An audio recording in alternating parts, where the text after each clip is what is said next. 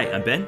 And I'm Josh. And this is the Bad at Magic podcast, a podcast about games, life, and other things. And welcome to episode 78. So, Ben, longtime listeners of the podcast will be aware that often you take me down this road of this narrative of not of supernatural like things, right? Spiritual things. Supernatural is the wrong word. You take me down these spiritual roads, and we talk about what the future holds and what life is and the meaning of the existence in the universe. And you have a very clear, well-defined narrative that you commonly refer to me about. Yeah, I would agree with that. Well, I'm coming at you with one of my own here, buddy. Okay. So today is episode 78. I'm going to get this out of the way because I have more interesting things to talk about. 78 is the number of cards in a standard tarot deck. What's tarot?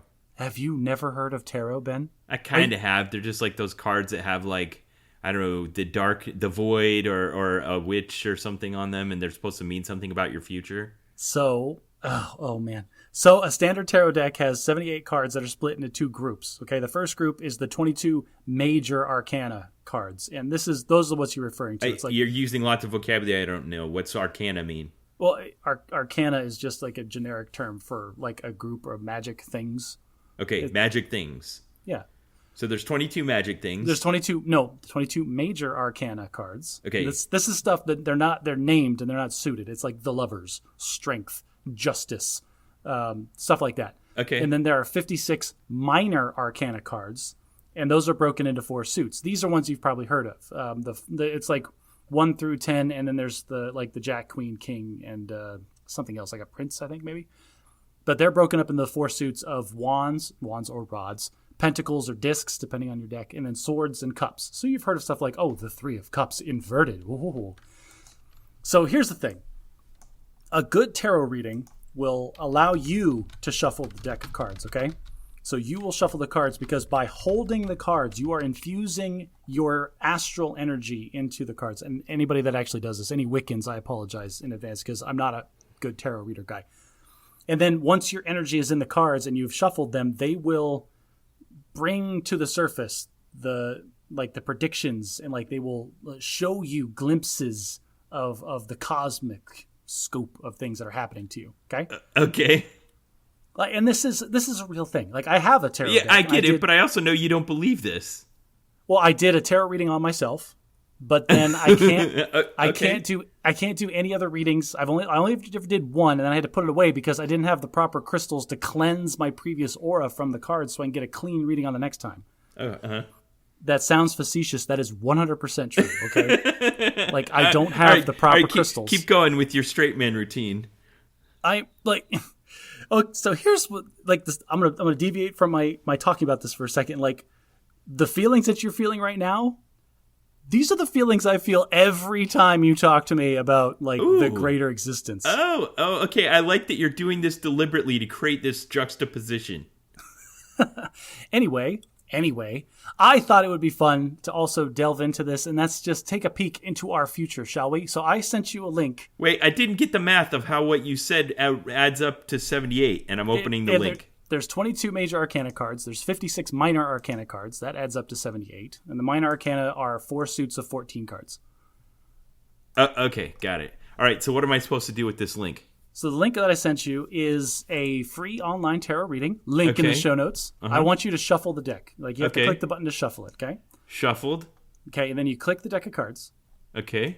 And then you pick 6. 6. Now, I don't think this is using the full 78 cards. But this is it was free online, and we're a podcast, and I'm not putting that much money into this. Okay. And you get my reading, and then it's going to show you the cards that you drew. And all right, folks, link in the show notes. I'll put a photo of this. So give me a quick rundown, Ben. Let's go. How I feel about myself. The first card, justice. You are feeling that things will go your way. You believe in fairness and justice in all things. My second card is what you want most right now. I got the Tower. You're probably looking for an easy solution to a difficult problem. Ooh. Card 3. I won't be able to show all these photos in the show notes. The Star. You are fearful of the future and lacking in self-belief, afraid your hopes will be dashed. I'm getting off the bus there, Josh. I don't know, Ben. These are generic enough. They could apply to anything. Yeah, well, and that's the way these kinds of things work. That's the way Card all religion 4, works. what is going for you? The Magician. I like that. This is the Bad at Magic podcast. If considering any new enterprise or relationship, enterprise, you will find the self-belief, confidence, and ingenuity to make it a success. Card 5, what is going against you? The Moon. You are frozen with fear, lacking nerve, and confused as to what you actually want. And card 6, the likely outcome. Temperance. A period of peace and harmony. Life will flow, and you will find a way of handling any difficult circumstances with calm confidence. That is really confusing.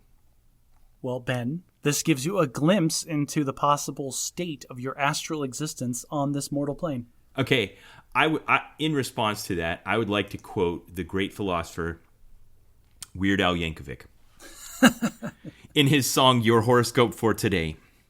Now, you may find it inconceivable, or rather, very least a bit unlikely, that the relative position of the planets and the stars could have a special deep significance or meaning that exclusively applies to only you. But let me give you my assurance that these forecasts and predictions are all based on solid scientific documented evidence, so you would have to be some kind of moron not to realize that every single one of them is absolutely true. See? Exactly. There you go. I've given you yet another tool to help lead a happy and successful life. You're welcome, listeners. All right, Josh.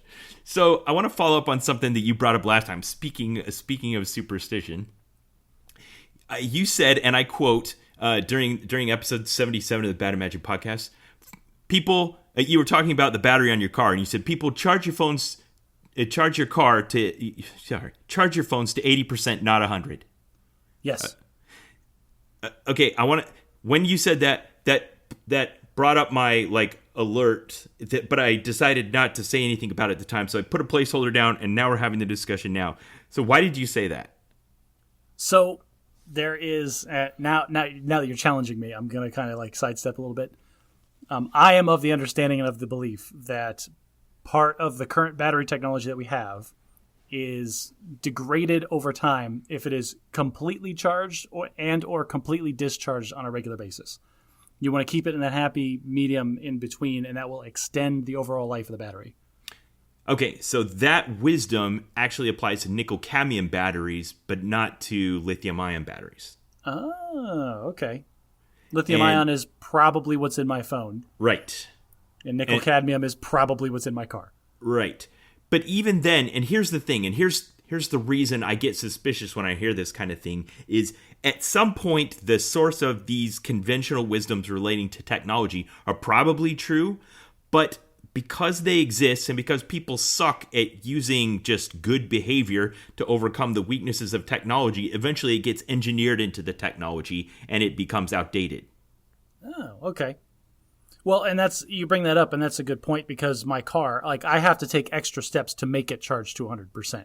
It is set by default; it will only charge to 80% unless I tell it otherwise. Right. So that's a good example where if they've engineered it to only charge at 80%, it's because it's assuming that you're going to only travel around in the immediate area around your house. You won't require the full range, and in order to extend the service. So if you're setting the order of the priority things, you want to behave it since you will unlikely need the full range of the battery and you'd like to extend the service life of the battery, then it prioritizes the service life above the range in the charging behavior.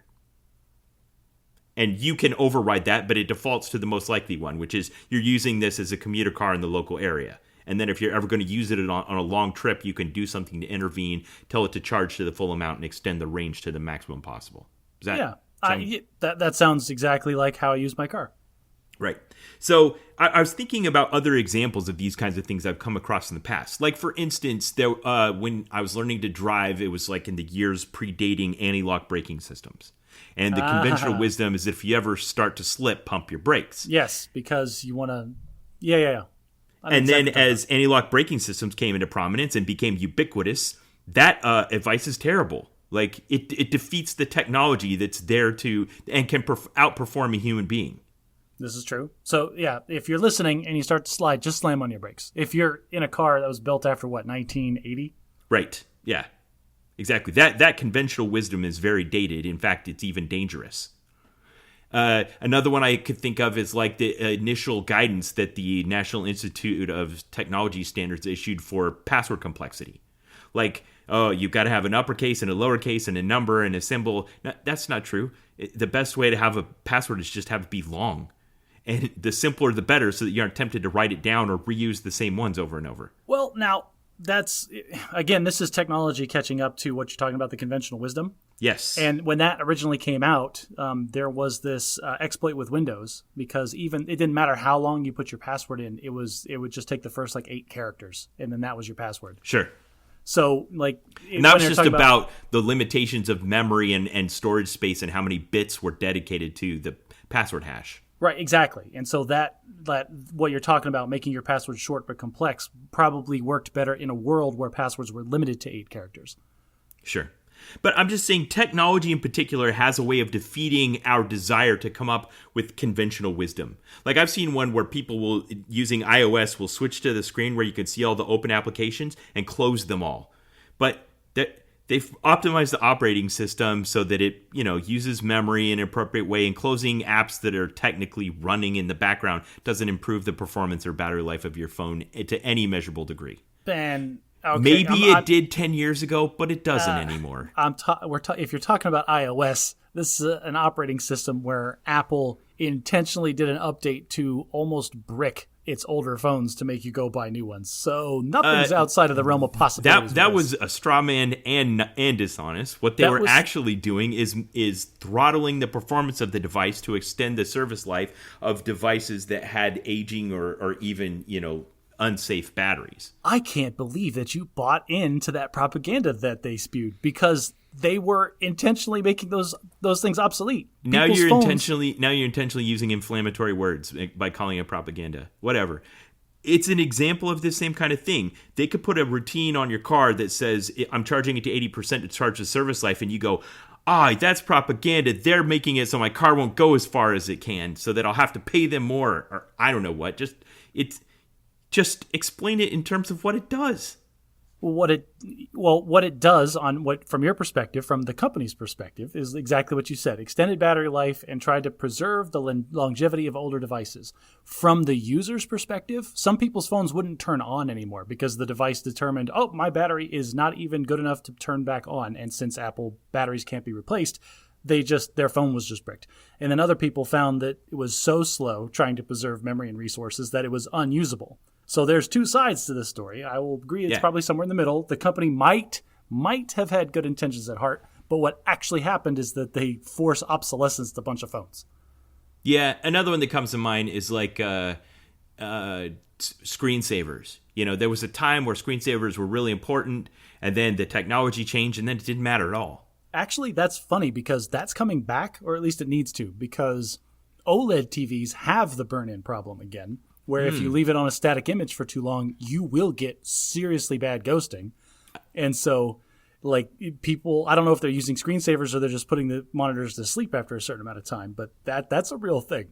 Okay, so we've come full circle, and that's a good place to move on. Eventually, I guess technology will come around, and everything that we thought we knew, that then we knew, but then didn't matter anymore, now matters again. And it's all just confusing, and we'll never know. Or somebody will just hold our hand and take care of us and make us buy the new iPhone.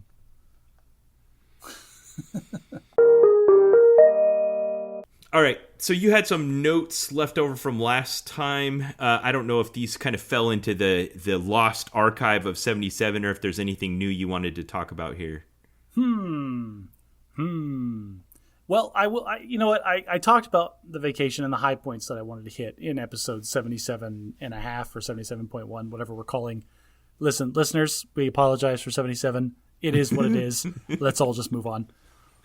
So there was a couple of things that I hadn't mentioned that I do want to bring up. And the idea was I was walking around doing the dad stuff, and I was trying to think of a list of rules. If I'm dad on this vacation, what are the laws or the codes that I must live by in order to maximize everybody's good time? Okay. So I remember you texting me a couple of points. You're like, here I am being a good dad. I'm like, what are you doing? You're like, I'm standing by this ride to take photos when the children pass by so they can see how good of a time they had. Just doing dad stuff. That's right. So the rule number one I came up with was always have napkins. Just always have napkins on hand. You have no idea how useful it is to just have napkins. How many times did that come in handy? Several. several times. Like, ew, I grabbed this handrail and there's gum on it. Or I stepped in a weird pile of yogurt. Or I sneezed and now my face is covered in mucus. Well, okay. I've got a napkin for that. So nice. And that you can just grab a handful and stuff them in your cargo pocket and you're good to go.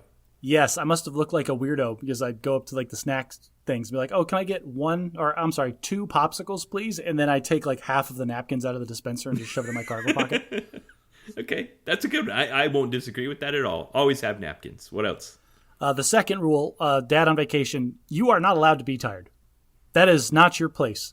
Like, mom can get tired at the end of the day, but dad's job? No, dad's got to keep that energy cranked to 11 until the kids pass out from exhaustion. Wow. So my wife and I learned early on, especially with 6 kids, that we would all be happier and all have a good time if instead of trying to plan our fun to the maximum, we actually just planned some downtime. Even at like a day in Disneyland, we would kind of take turns and one of us would go back to the hotel room with the tiredest kid and just rest for a while. And everybody had a better time instead of being at the end of the day where everybody's dragging butt on the ground and kids are crying and you're just miserable. But I'll never forget one time when I was teaching school in Las Vegas, I volunteered to go as a chaperone on the 8th grade trip to Disneyland. And they told me I was allowed to bring a guest, so I brought my 5-year-old son, Michael. And because once we got to Disneyland, I didn't actually have to follow the kids around. I just got to have a day in the park with my son. I was really just there to chaperone on the bus trip back and forth. That's cool. But we got up so early in the morning and just playing all day. We were so tired. My son and I wandered into the like Mickey Mouse Museum where they have like Steamboat Willie playing in black and white on TVs. Uh-huh. And we sat down in the darkness and we both just fell asleep and took like a half-hour nap. That's not a good use of a half-hour at Disneyland, but that's a funny anecdote. Bring the energy. Did you? Oh, yeah. Had to. Like, we had what we started calling golden hour, where all the people that were locals or were just there, like the park didn't close until 8 p.m., but like right around 6:45, 7 o'clock, the migration, like the flow of traffic started flowing back to the front. And the park, good on them, they had a very clever scheme as they started a big like block party thing at the main entrance at 7:15 every night. Like, oh, we're going to have bands draw everyone and out of the park. Yeah, exactly. It was very clever of them. But we were calling it golden hour because all the lines just disappeared.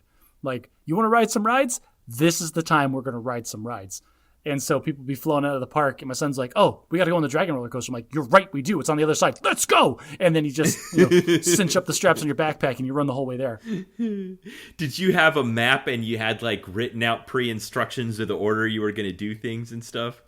We kind of had a plan, and we did have a map on the first day. But after the first day, we spent, like, for opening until closing in the park. Like, we knew where everything was and where all the shortcuts were by the second day. Right, but you were also flexible enough that if you got someplace and you're like, oh, that line's too long, let's go somewhere else, right? Yes, we did. We were just constantly like on a circuit that we're walking around the park and like hitting the rides that are available kind of thing. My sister-in-law has this friend who is a planner. And when I say a planner, I mean a planner. Like, she found out that my sister-in-law and my wife were planning a trip to Disneyland with her and all the kids. And she's like, oh, when are you going?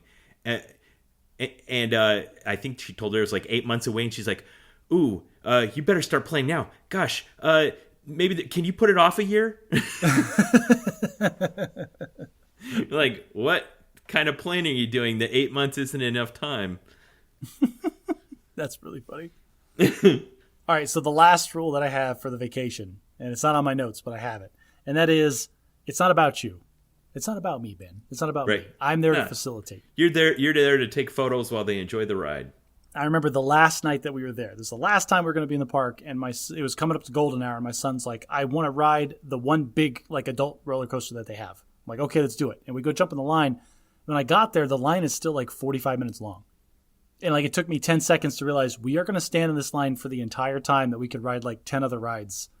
But he's like, are you sure you want to do this? He's like, yeah, I want to do this one. This is the one we haven't done very much. I want to do this one. Like, that's an interesting lesson for a kid to learn. Well, this is the thing is he didn't learn. You're trading 45 minutes of your life for the opportunity of not going on this ride. Well, it's the opportunity cost of we can go on this ride once, or we can go on like any other ride like 5 times. And he wanted to go on that one. And you know what, Ben? I sat there and every time, like it was this oscillating sine wave of my annoyance Because there was a few times where I just wanted to bail. I'm like, this is stupid. We are wasting time. Let's just go ride the other roller coaster 6 times. And then I'd look at him and he's just like jittery and excited and talking about the ride that I'd just bring it back down. Like, it's not about me. He wants to go on this one. We'll go on this one. And how mature of you, Josh? Well, it's not about me.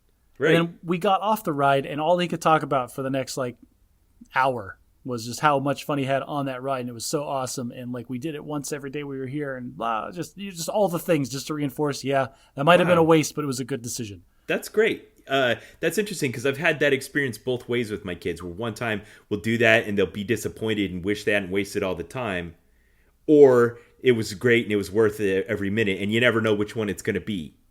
Oh, I got the payoff this time then. Huh. Nice. All right, I have one tiny footnote anecdote. Hang on, before you do the anecdote, I want to say I did have a moment as a dad, probably about when I was your age, maybe a little bit younger, where I realized I still wanted to go to amusement parks because I liked them and they were fun, but then I would go and realize I had more fun watching my kids have fun than I would just doing what I wanted. All right, so to piggyback on that, yes, you're absolutely right. Because if you've ever been to Legoland, the target audience there is probably 5 to 10-year-olds. Like my son is on the upper edge of like this is the target audience for the people that want to come here. Okay. And so they have one ride that I think is good, and the rest are like kiddie rides. Right. But we had an absolute blast from start to finish the entire time we were there because of what you're talking about. Because I just got to see my kids doing stupid things, and they had the little driver test thing where it's not bumper cars. They have like streets with street lights and like stop signs, and you're supposed to drive like an adult, and they tell them that. And then Jane just kept calling it the bumper cars the entire time that she was in line. I'm like, these are not bumper cars. These are like grown-up cars. And then just watching her struggle to not like T-bone everybody that she saw because she really wanted to. It was totally worth it. That's great. Well, hopefully she doesn't do that when she's old enough to drive and your insurance rates go through the roof and your company drops you. Episode 74, 75? I forget which one that was. All right, the last little anecdote I want to tell is my kids don't know how old technology works at all. Because in these hotels, they have a separate little kids area with a bunk bed and their own TV. And the TV has limited channels. It's just the kids channels, which is awesome because they can work it by themselves. And then the second night we were there, my son was in the shower and Jane goes, oh, can we watch this? I can't find the show on the TV. Can you turn on this show on the TV? I'm like, what do you mean? Well, I saw this show. I know this show is on the TV. I need to watch it. And I was like, oh, baby girl, none of this is on demand. This is called cable. This is just whatever's on is on. And then but then she looks me dead in the eye, confused, and goes, but I saw Big City Greens on this TV. So turn on Big City Greens. Wow. That's not how TV worked, Jane. Wow, what a moment. Oh my gosh. There were those of our childhood, like, where you transition from VHS cassettes to DVDs and you no longer had to rewind it when you were done. I've said this on the podcast before. Our kids will never know why it was called the rewind button in the first place. Yeah, or why the save icon looks like a floppy disk. Universally. I don't even know what you would change it to now. Yeah, good question. So Jane didn't understand what broadcasting is. Yes, she didn't understand that she wasn't in complete 100% control of all of the media that she could take in at any given moment. She still doesn't get it, does she? Not at all. Nope. Okay. Not a clue. I just said, sorry, baby girl, this is what you get to watch. And then she was like, well, I want to... Oh, okay, fine. Okay, so 2 episodes ago, when we were talking about this trip, I gave a word of caution. I was like, Josh, I hope this doesn't come true, but maybe you'll go back 3 years later and the magic won't still be there. So I'm glad to hear that it was, and you guys had a good time. Oh, it was the best. We had such a good time. I cried a little bit on the last night because I was just like, I don't want to go back to the grind. My kids like me right now. Yeah, you do something I really like where you're all in on the like when it is time to indulge, let's do this. Like when you take your kids to a baseball game, you're like, we're getting the souvenir hat and you're getting cotton candy and you're stuffing your face with, peanuts and soda and whatever. We are going to a WNBA game to do that exact thing this Saturday. Yes, I love that. And then the rest of the time you're like, hey, It is your dishes night. No whining. Get the dishwasher loaded. Who took the third pancake? That was my pancake. Spit it out. I want it. Yes. It is time for Bad at Logic. And because it is an even-numbered episode, I have a logical fallacy for us here tonight. And the logical fallacy is appeal to nature. This logical fallacy is making the argument that because something is natural, it is therefore valid, justified, inevitable, good, or ideal. All you hippies out there that are already like opening up your computers to start commenting on our Reddit or our Facebook page about holistic medicines, just stop right now. That is unnecessary. Yeah. This is why it's a fallacy. It's why it's a logical fallacy, is because there is no basis. Because something's natural doesn't mean it's superior. And even if you can point at 16 things that correlate, that like, oh, natural and hence good, there's an equal number of things that natural, aka bad. Like correlation is not causation here for this one. And just because it's natural doesn't mean it's good. And yeah, I'm trying desperately to figure out if I can somehow track this back to faith in a higher deity, but I'm failing at the moment. Okay. The one that comes to mind for me is things like organic or non-GMO, where they're genetically indistinguishable. If you have milk from a GMO cow and milk from an organic, grass-fed cow, you can't tell them apart. It's just you get more of it. There's a lot there. We can't go into details because organic means certain things to certain industries in certain countries. But wouldn't you say behind the organic industry is this idea that natural is this appeal to nature logical fallacy? I think actually, when it comes to meat and dairy products specifically, the organic movement is a push away from the factory farms kind of setup. I get it. I understand if you're talking about something like cruelty to animals, but I'm talking about if all you're saying is that it's better because it's natural. Yeah, if we're talking about fruits and vegetables, whenever I see organic, I see all I'm looking at is a price markup for so you didn't spray these for bugs, so I'm paying more for fruit that had bugs on it. Is what I'm paying for. Yeah, that's kind of the way I look at it too. But this appeal to nature could happen anywhere.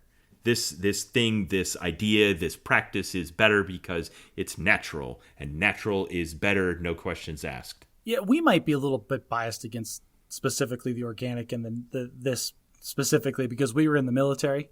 And I don't know about you, Ben, but I see those old videos of the DEET trucks rolling down the street in the 1950s, just spraying those giant nozzles of DDT over the houses. And the kids were running around playing with it. And all I can think is that kid's not going to have an insect bite for the next 6 years. Yeah. I mean, obviously, if you take anything like this too far, if you're going to knee-jerk, have a reaction and be against anything just because it's natural, you're also going to be wrong sometimes. This is true. But that's why this is a logical fallacy. There is, nature does not have anything to do with its validity as whatever it is it's trying to do. You need to still look at the evidence. You need to not give it an unfair advantage or disadvantage because of its origin. That is a great strategy for how to use critical thinking to overcome a logical fallacy. Woo! For Bad at English this week, I would like to harken back to a word that we kind of use sometimes in the States, but really has its roots in the UK. So, as growing up in Idaho, my grandmother used to use this word to refer to small animals. She'd call them critters, if they were pesky, or sometimes she would use the term to refer to people, and the term is bugger. Oh, bugger. Yeah, but in Idaho English, it was... Ben, go get the pliers so we can pull the porcupine quills out of Copper's nose. That little bugger just won't learn his lesson. That was way too specific not to have actually happened. It totally happened. And we'll get to that later when we talk about Idaho. Anyway, in the UK, use of the term bugger is diverse and pervasive. It's one of those terms that has so many different uses, it just blows my mind. Sometimes it's a mild, crude swear word, and sometimes it's used to imply dissatisfaction. The etymology of it dates way back to the 11th century, where it was used to refer to heretics. But then it picked up steam in the 13th century when Pope Innocent III in France decided to use it to rile the people up against Italian immigrants that were moving into southern France. So he used the term to vilify these people and use it to accuse these immigrants of sodomy. Wait, I thought the Pope was in Italy. The Pope was like vilifying. This was a French Pope. A French Pope in Italy talking bad about Italian immigrants? A French. I don't know. I don't know where he was living. I thought he was living in France. Anyway, he was trying to stir up people, and they which caused a crusade to go down into southern France, and massacred 20,000 men, women, and children because supposedly the people practiced sodomy. So the two terms became linked, and initially, it really has these horrible beginnings as a way of describing racism, genocide, and sodomy as heretics practiced. Yeah, I knew bugger originally was like something to do with sodomy. I read a lot of like high fantasy, and if they want to be very like correct in their swearing, they'll talk about buggering as sodomy. Yeah. So this kind of reminds me of my childhood experience with the word sucked. Like, just very useful. Maybe you were after that wave, but when you grew up in the 70s and that wasn't a common word and it started coming to common parlance, it had its origins as having referred to oral sex. And so it was very clearly a swear in my house growing up. And over time, it softened.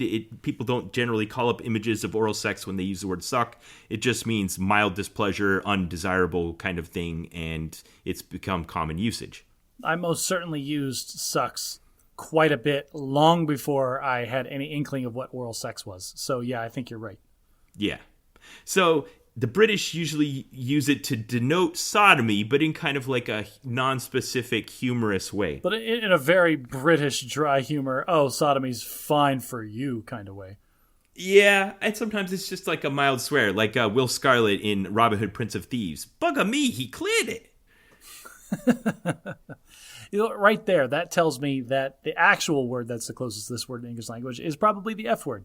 Yes, adverb, but this is definitely adjective. much milder than that. This computer is buggered, which just means broken. This computer is effed. So I found some other uses of it that kind of show the versatility of bugger. A bugger's muddle is a colloquial military term for a disorderly group. Assembled without formation or that doesn't meet the standards of the commentator. Let's see. The drill sergeant invited them to begin some rousing physical training because when he found them, they were standing about in a bugger's muddle. I have said it. I'm on the record, and I will stand by this. If you let U.S. Army troops stand around without any kind of discipline for more than 5 minutes, they will start to wrestle. And that sounds like a bugger's muddle to me. It's a bugger's muddle. You could say little buggers, which just means children generally. Or little effers. That's what we call them in our house. You could bugger about, which just means you're up to nothing, you're being ineffective. You can F about, yeah. Uh-huh. What are you doing? Bugger all. Yeah, F all, yes. I think we nailed it. Or to leave means to bugger off. Do I have to say it? F off. What a great word. Very versatile. Give it a shot. I'm going to try that. I'm going to try introducing bugger instead of the F word, and maybe, just maybe, I'll swear a little less. I want to do a bit of Board Game Survivor, but I'm going to deliberately use a non-board game. So with my family still out of town, my house is very tidy, and everything stays where I put it, and it also is clean if I cleaned it. And so I've gotten out like all my Magic cards and finally done a bunch of sorting I'd been putting off for a long time. I fixed up my Elder Dragon Highlander deck, and I got out my NES Classic and hooked it up to the TV. I can't, hang on just a second. Like, side note, Alicia, Ben's wife, for those of you who don't know that. Alicia, I'm so sorry for this bugger here, talking about how like, I love my family and they're so great, but now that they're gone, I finally got the house up to standards. Whew. Oh my gosh, Josh. I love my family more than I love having a clean house, but only just. All right, sorry. So you hooked up your NES Classic, and that sucker's still working? I mean, I guess it should. There's only like 4 chips in it. No, it's not an original. It's one of the replicas. Oh, okay. One of the new. That just has a little Raspberry Pi inside and a replica controller that's virtually the same thing. Oh, okay. So then, presumably, you own a physical copy of all of the games that you have downloaded as ROMs onto this. No, Raspberry this Pi. isn't downloaded. This is the one produced by the Nintendo Corporation. They're licensed ROMs. Oh, okay. Oh, you got one of the mini NESs? Yes, those limited runs that were like super impossible to get a few years back? Yeah. I have one each of the mini and the Super Nintendo one. Man, things I learn about you just makes me mad. Jealous. Okay, yes, I know. I understand the additional level of effort you're willing to go to stick it to the man. I in fact, it calls to mind a certain groomsman gift I got at your wedding. Oh, I remember that. I gave you a bunch of illegal ROMs. So all the ROMs I play, I really enjoy the curated experience of the NES Classic. The software on it is really tight, start to finish. Like when you turn this thing up, it has nice dedicated music. It has a boot menu and all the titles. It allows you to save your games. It's great. So it has a bunch of classic titles on it, ones that were favorites of my childhood. So I want to talk about a couple of them. Mike Tyson's Punch-Out is one. I found this great video, link in the show notes, of a guy who, for annual video game stream on Twitch, played Mike Tyson's Punch-Out start to finish with a blindfold on. Oh, geez. Well, that just tells you that's a terrible game. Like, if you can blindfold yourself and just memorize like the audio cues well enough. Yeah, it was great. Anyway, I still love playing that game, and there's still new things to learn about it. Fantastic game. My son was playing Final Fantasy, also a classic that I spent many hours of my childhood playing. The original, the OG Final, the first one? The OG original. That's a good one. But the one I probably have spent the most time on is just a simple puzzle game, and it's called Dr. Mario. Have you ever played it? Oh, man. Ben, you do not know the number of hours that were poured into Dr. Mario by every member of my family when I was growing up. Oh, good. So it was like the Tetris of your house growing up. Yes, it was. Ooh, I might challenge some members of your household to a Dr. Mario contest. I wonder who's the best.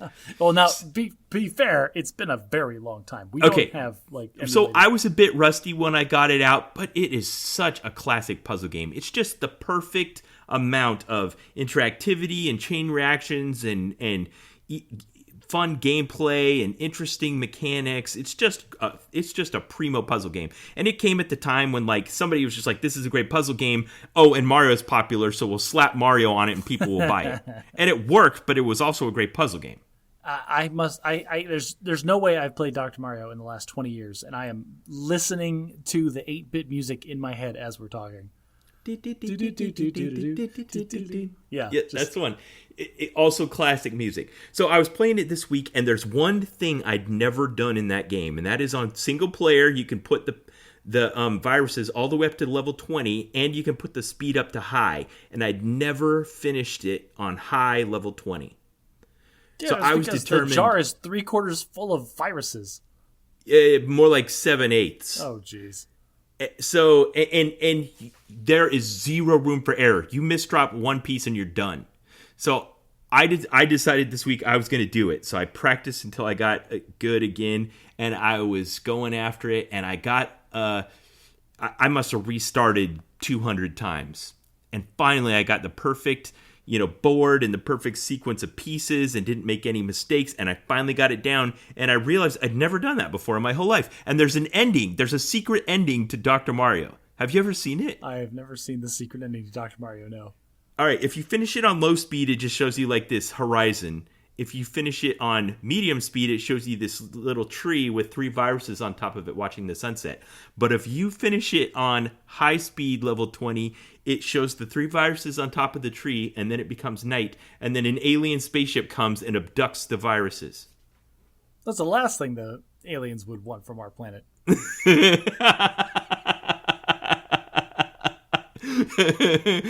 Spoilers for War of the Worlds.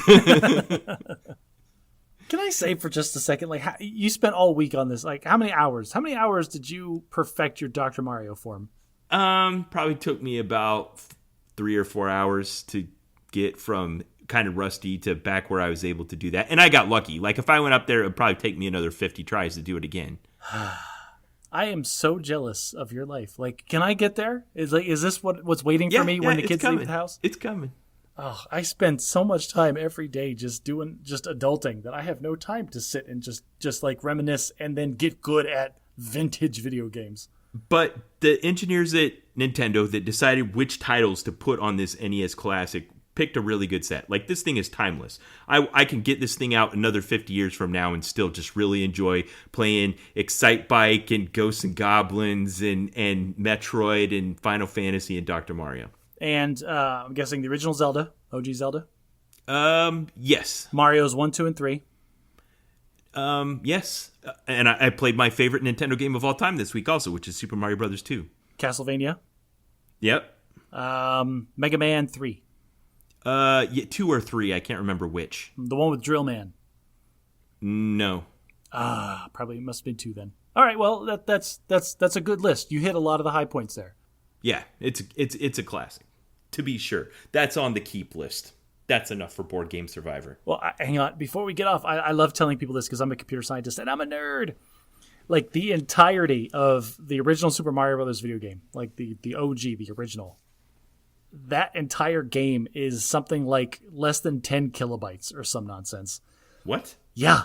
Like, if you can go on the internet and find like a screenshot of that game. Like, this screenshot takes up more memory than the entirety of the original game on the Nintendo cartridge.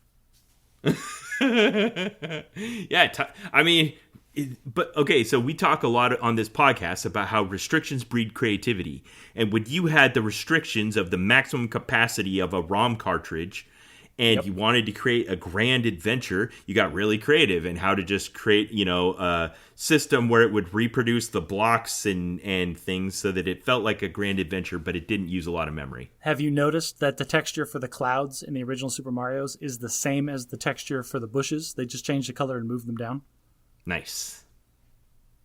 That's the kind of creativity it takes. You'll never be able to unsee that. Like, the first time you look at a cloud and a bush on the same screen, you're like, huh. And then you just forever, you won't be able to unsee it. Like the arrow between the E and the X on the FedEx logo. Stupid FedEx logo.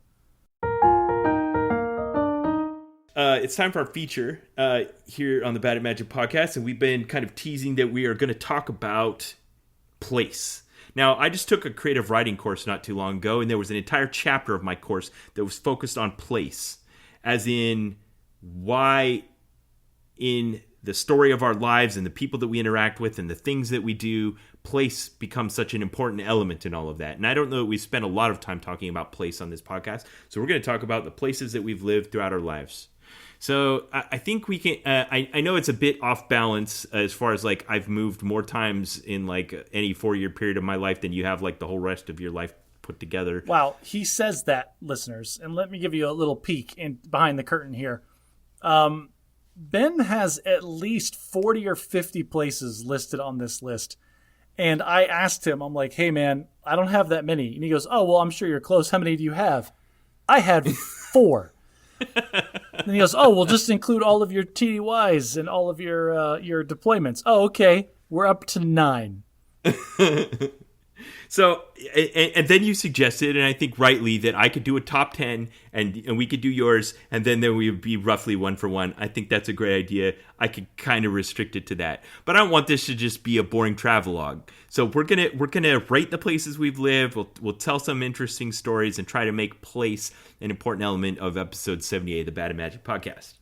Okay, and like since you get to pick from a plethora of places, you get, like you said, you're getting your top 10.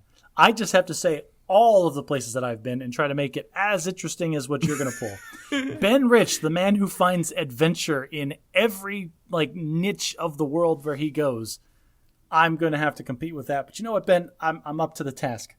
I feel like you have some of the same proclivities as me. Like when you're sitting around the base in Afghanistan and the army goes, hey, he wants to come and blow up this explosives cache that we found. You're like, yeah, I'm in. Let's go. I got in trouble for that. That was really funny. So we'll kind of take it in phases for turns. So, we'll just go one and then the other. We'll do like our 0 to 18 phase, or like 19 to 29 phase, and then like 30 to present kind of phase. So let's rate the places that we've lived, kind of like I don't know, Airbnb or something like that. Okay. We talk 1 to 5 stars. Give it a review. Talk about any formative experiences we had there, and then maybe give if you're thinking of going there. Here's something you should do there. Interesting cuisine, something like that. Let's do the 5 stars at the end, like the 1 to 5 stars. That's like tell everything we're going to tell about the place, and then give the little synopsis right at the end so people can remember it. All right, you go first. Okay, so this is giving away a lot of private information about myself. Listeners, you have to promise not to try to steal my identity because somebody else already stole it, and it can't be stolen again. I did not know that. But don't tell any more about it. Just move on. I can't rent a car from Hertz. That's all we're going to say about that. My dad got audited by the IRS because of his rock band. Nice. And he's never been in a rock band. Yeah, that's a classic your identity has been stolen kind of thing. I'm trying really hard not to go down the identity theft thing because, like, as an accountant... Yeah, don't do it. We'll tell it some other time. I work in a firm. I work in an accounting firm, right, Ben? These people give me so much information that I could have them arrested for trying to be me. Like, that's the kind of stuff that I'm given on a daily basis. Anyway, we're not talking about anything. Let's talk about... September of 1983, my mother received the best birthday gift that you possibly can get as a woman, and that is not being pregnant anymore. Yes. I was born on September 1st. My mother's birthday is September 2nd. I don't have any excuse to ever forget it, ever. Right. At the time... we lived in the suburbs Happy birthday, Mom. Happy birthday, Mom. We lived in the suburbs of Phoenix, Arizona. And I say the suburbs, I mean way out west, like way out west. Phoenix is great. It's called one of the best planned cities in the world because it's a perfect grid layout, okay? Named streets run east-west, and numbered streets run north-south. And yeah, they call it a valley, but it just feels like a giant flat desert that's surrounded by mesas. There's mountains. Like, if you drive for a couple hours, you'll see a couple more hills, and I think that's how they call it a valley. Like, I don't... Like, it's easy to lay everything out in a grid when it's already started on a big sheet of concrete. I don't know where you want me to go with this. Like, we just did it right? Like, yes. what's Salt sorry, Josh. It's a very well-planned community. I agree. It's lovely. Well, what's Salt Lake City's excuse? Y'all didn't show up. It was a flat sheet of concrete, and you didn't show up. Like, there was nothing there. I don't know what you're talking about. Salt Lake City's in a tremendous grid, and it's usually trumpeted as one of the best planned cities out there. Okay. I have nothing to refute that, so we'll move on. All right. Anyway, before I was so rudely interrupted, the north-south roads are all numbered. There is a road in the middle called Central, and then everything to the east of it is increasing in number, and they are called streets, and everything to the west of it is increase in number, and they're called avenues. Oh. So if you know the cross streets of where you're going, like, you know how to get there. So I said all that for context because we grew up on 185th Avenue. And so, like, the numbers increase as you go out far, and we go out freaking far, man. Like, 185th is in the boonies. How much is each number worth in distance? I knew you were going to ask me that question, and I'm not prepared for it. I'm going to say, like,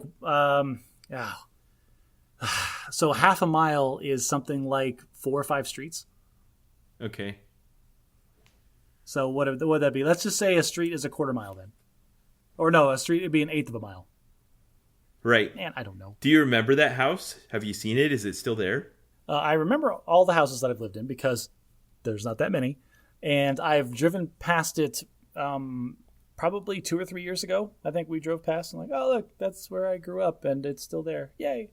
Does it have memories like that Miranda Lambert song, The House That Built Me? Well, we'll get to that. There was I lived in Phoenix the entire time before I went to college. So from 0 to 17 years old, I lived in one of the suburbs, the western suburbs of Phoenix, Arizona. Okay. First, we lived in one house, and that house got too small, so we moved to a bigger house. And then my parents were restructuring their finances, so we moved to a townhouse for a while, and then we moved to another house. But all of that was on the west side in the suburbs, like all roughly in the same neighborhoods. And I just have the random same little kid memories that you have. So the first house that we lived in, it felt... I don't think it's true, but it felt like a double wide house that was kind of parked there. And this is the house where I have all of my terrible childhood frightening memories.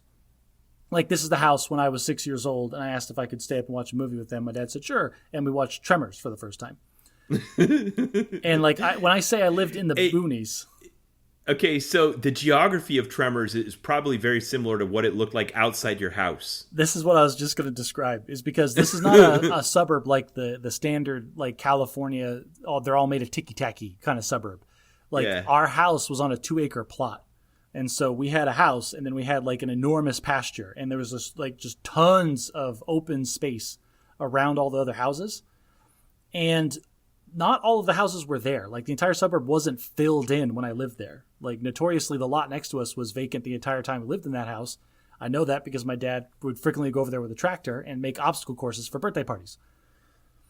Yes. And yes. So we lived in a town that looked like the Tremors town, and for a 6-year-old, that was all I needed to be terrified of walking around at night. To be deathly scared of worms that could tunnel under the ground to eat you at this faster than you could run. I know you only ever remember the highest points and the lowest points, so I'm going to try to pick a couple from when I was very young. One of the low points was that I was super scared of Tremors for like the rest of my life. Another low point. Sorry, Dad, I'm going to knock on you for a minute here.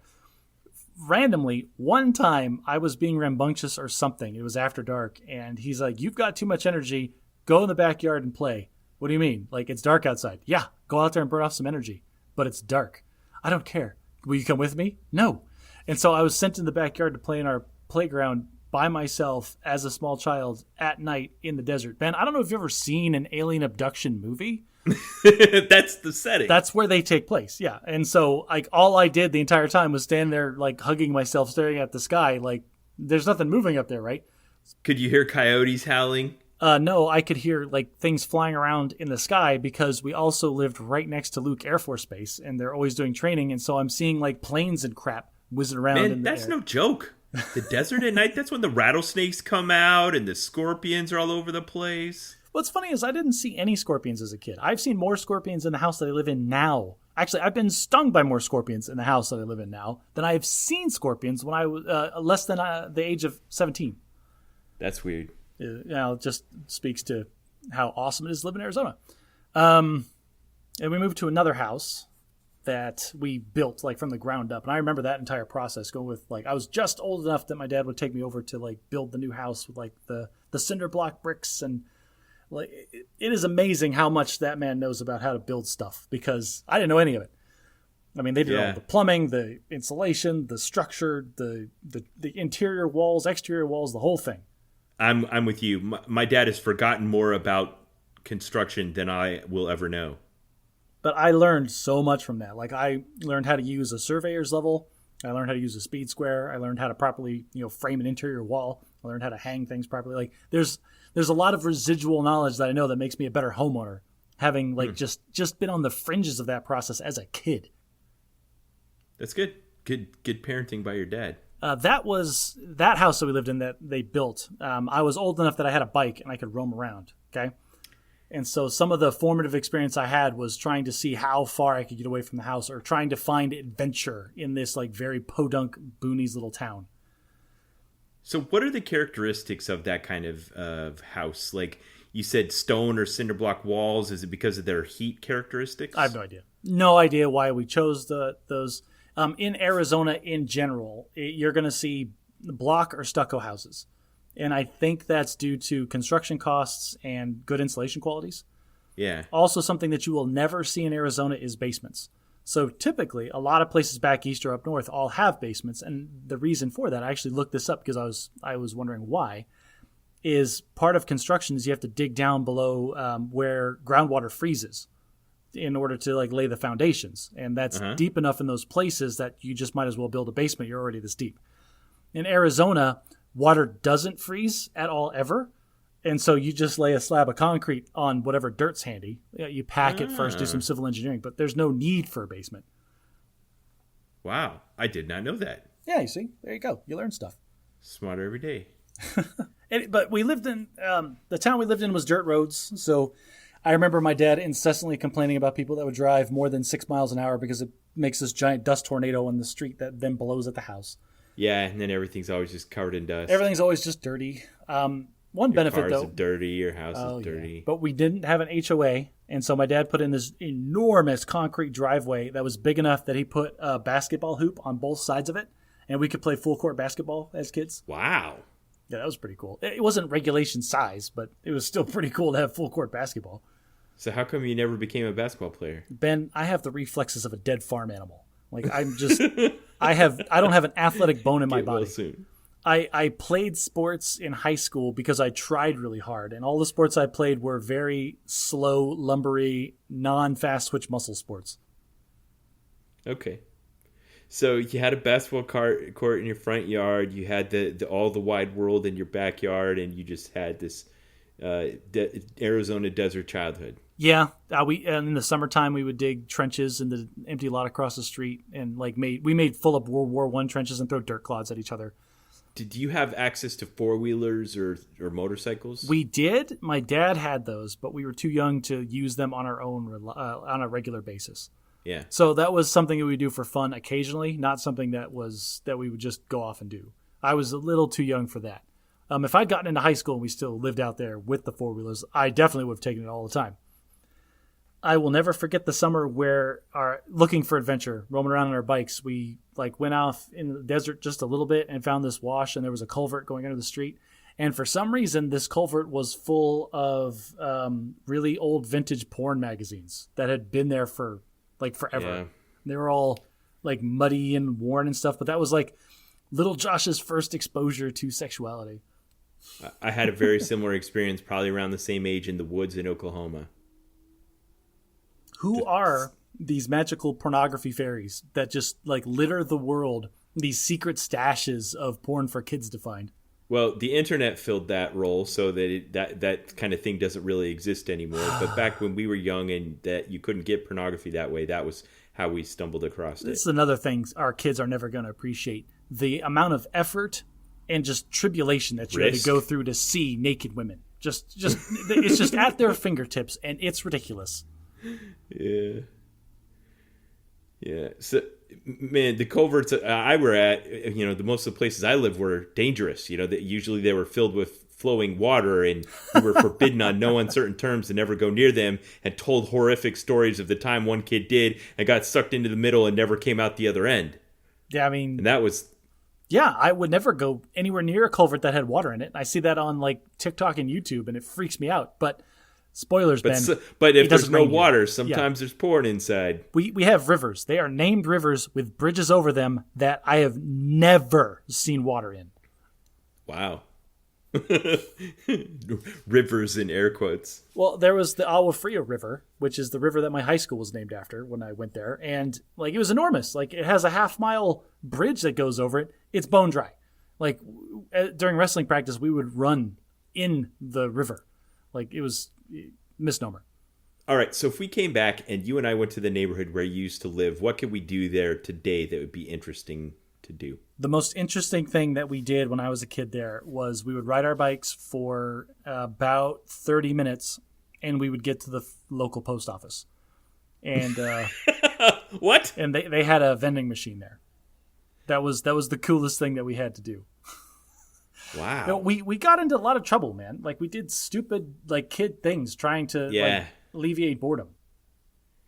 Yeah. Did you play sandlot baseball? Oh, well, not sandlot baseball because we were on 2-acre plots. We played full baseball in our back pasture where the cows were. Yeah. Oh, you know what? That is funny. We had the first house I lived in. I remember my dad would have a cow, and we'd have it for a while, and then he would have it butchered by his butcher friend, and then we'd have a giant a standing freezer just full of fresh beef for the next calendar year. Right. And there was a couple, for some reason, we didn't butcher them. They just died or something. I don't know what happened. I don't know the details. All I remember is they buried them in the very back corner of the property, and they are cows, so they didn't dig it very deep. And so there were these two big mounds that were in the very back, and when we did get to ride the four-wheelers, we would go over those, not like they were jumps, but they were the hilliest thing that we had to drive over. And so just going over these cows' graves every time.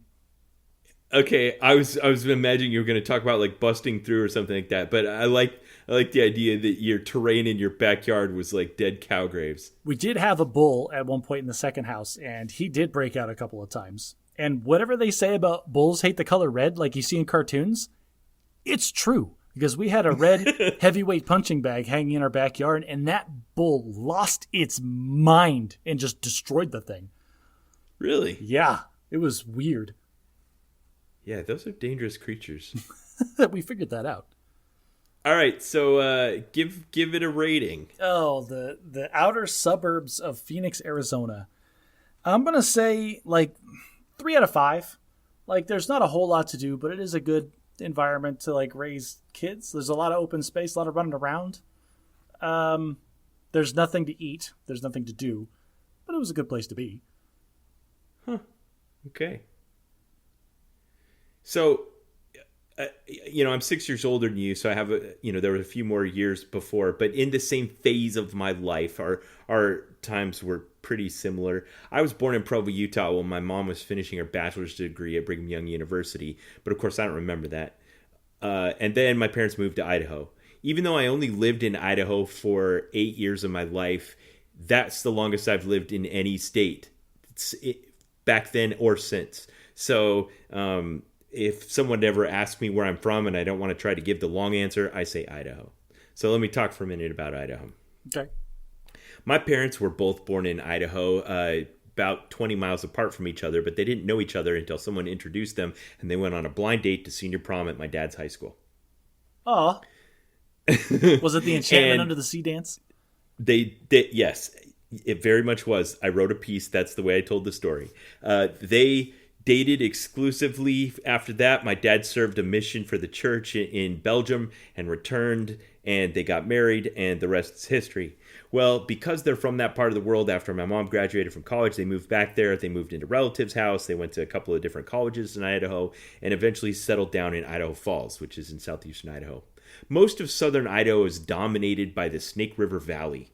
It creates the Great Gorge that's just outside of Twin Falls that Evel Knievel tried to jump over in a motorcycle back in the 80s. And it has lots of reservoirs, and it comes right out of the Teton Mountains. So it's filled with rushing glacier water, and it feeds all the surrounding countryside that kind of has a recent geological past of having been volcanic wasteland. But it actually turns out to be great loamy soil that's fantastic for growing potatoes. So most of southern Idaho is covered in cattle fields and potato fields that are fed by the Snake River and used for growing great potatoes, hence the reputation and the name Famous Potatoes. That's all anybody thinks of when they hear Idaho.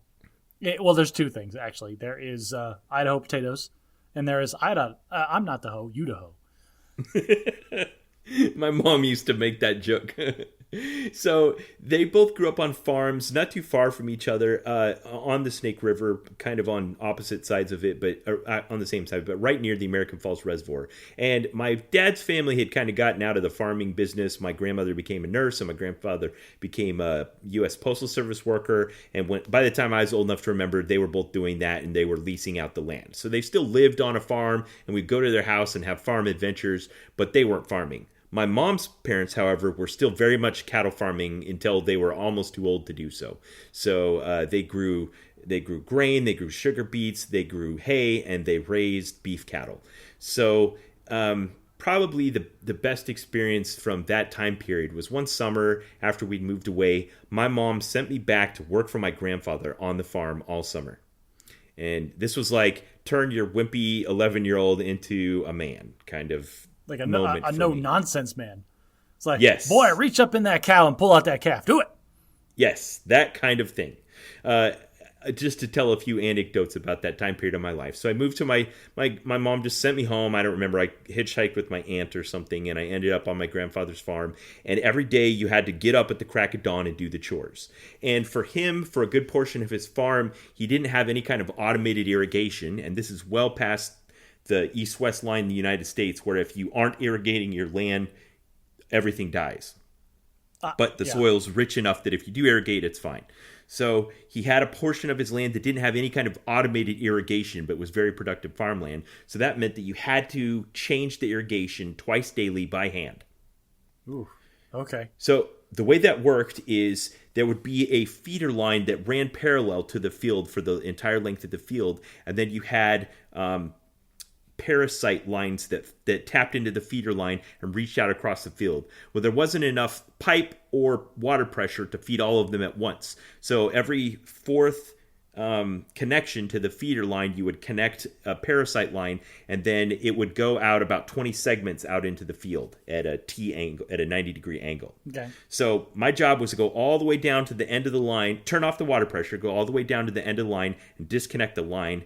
You basically just grab the sprinkler riser in the center, turn it, and pull it out. And then it's like 30 feet long, and it's a hollow aluminum pipe, but you first have to pour the water out of it and then pick it up. Early in the growing season, it's kind of easy because the crops are low, but as the growing season goes on, the crops get higher and higher and higher, about the same age that a young boy can grow muscles, about the same rate. And so I would go out to the end of the field of a line of 20, 30-foot sprinkler pipes, and I would disconnect one, pick it up, carry it 30 feet, basically the range of a sprinkler head across the field, and set it down. And then go back and get the next section of pipe, move it 20 feet, connect it to the first one, and so on until I got back to the feeder line, connect the head end to an adapter, and then turn on the pressure and see if all the sprinklers light up. If they don't, sometimes they would blow in the middle. I'd have to turn it back off, go out, reconnect it, and so on, clean out clogs, those kinds of things. This sounds like your grandfather went, what's the worst thing that I do here? What's the thing that I hate doing the most?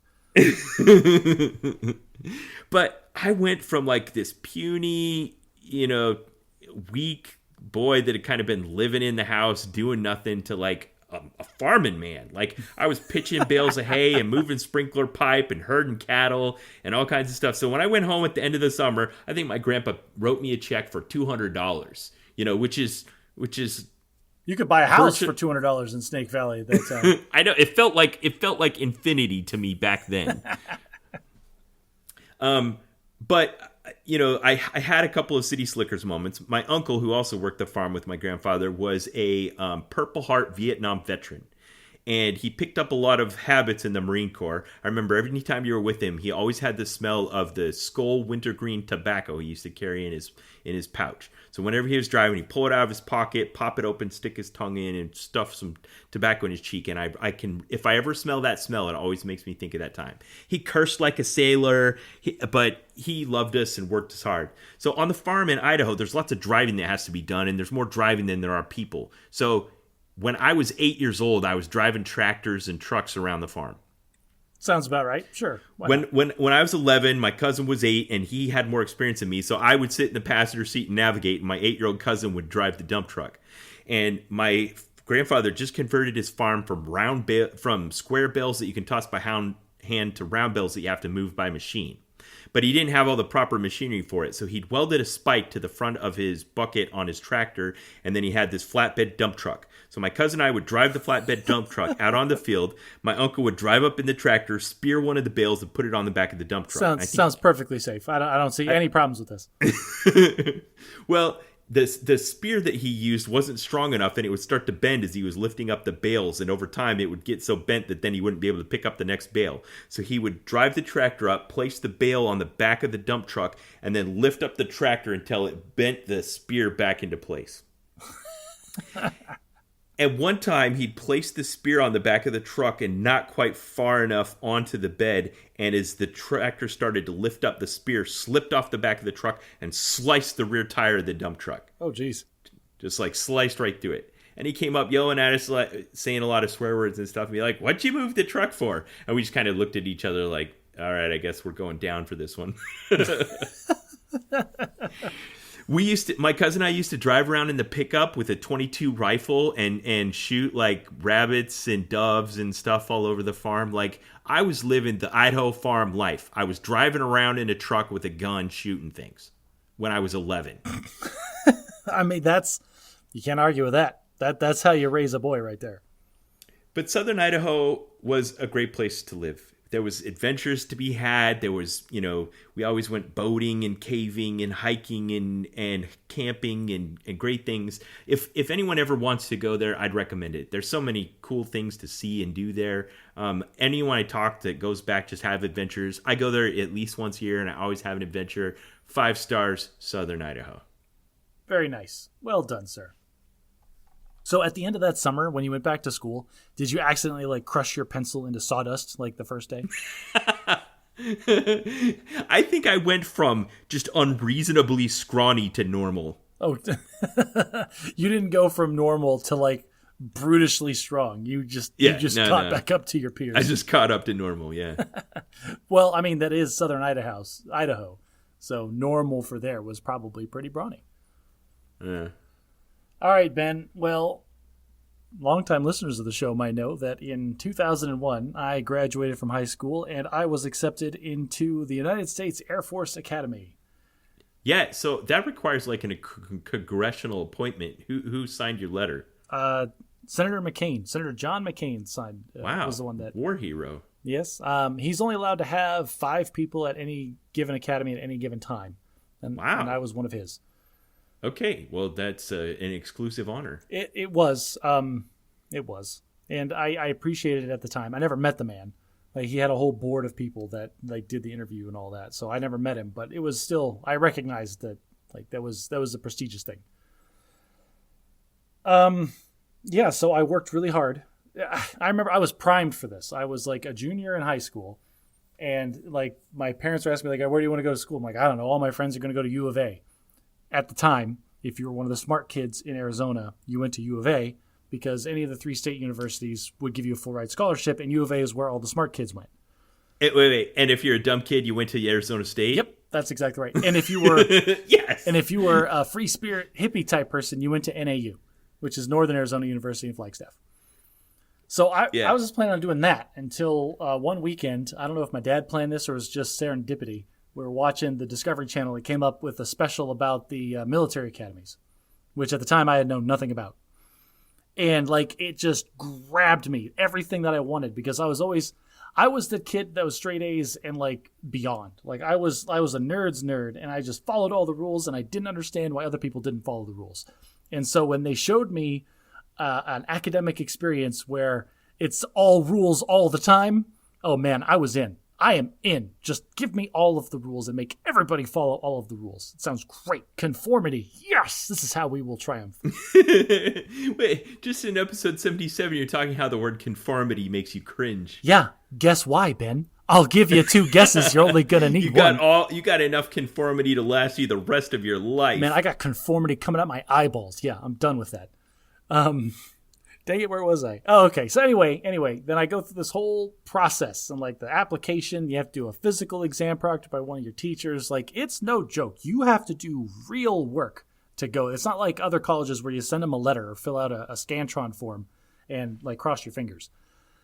And so I was so stoked. And I remember I had to get on a plane by myself. This was pre 9/11 by only a few months. And so my entire family, cousins, aunts, uncles, grandparents, everybody. Did they make signs? They did, because that's the kind of obnoxious nonsense that we are.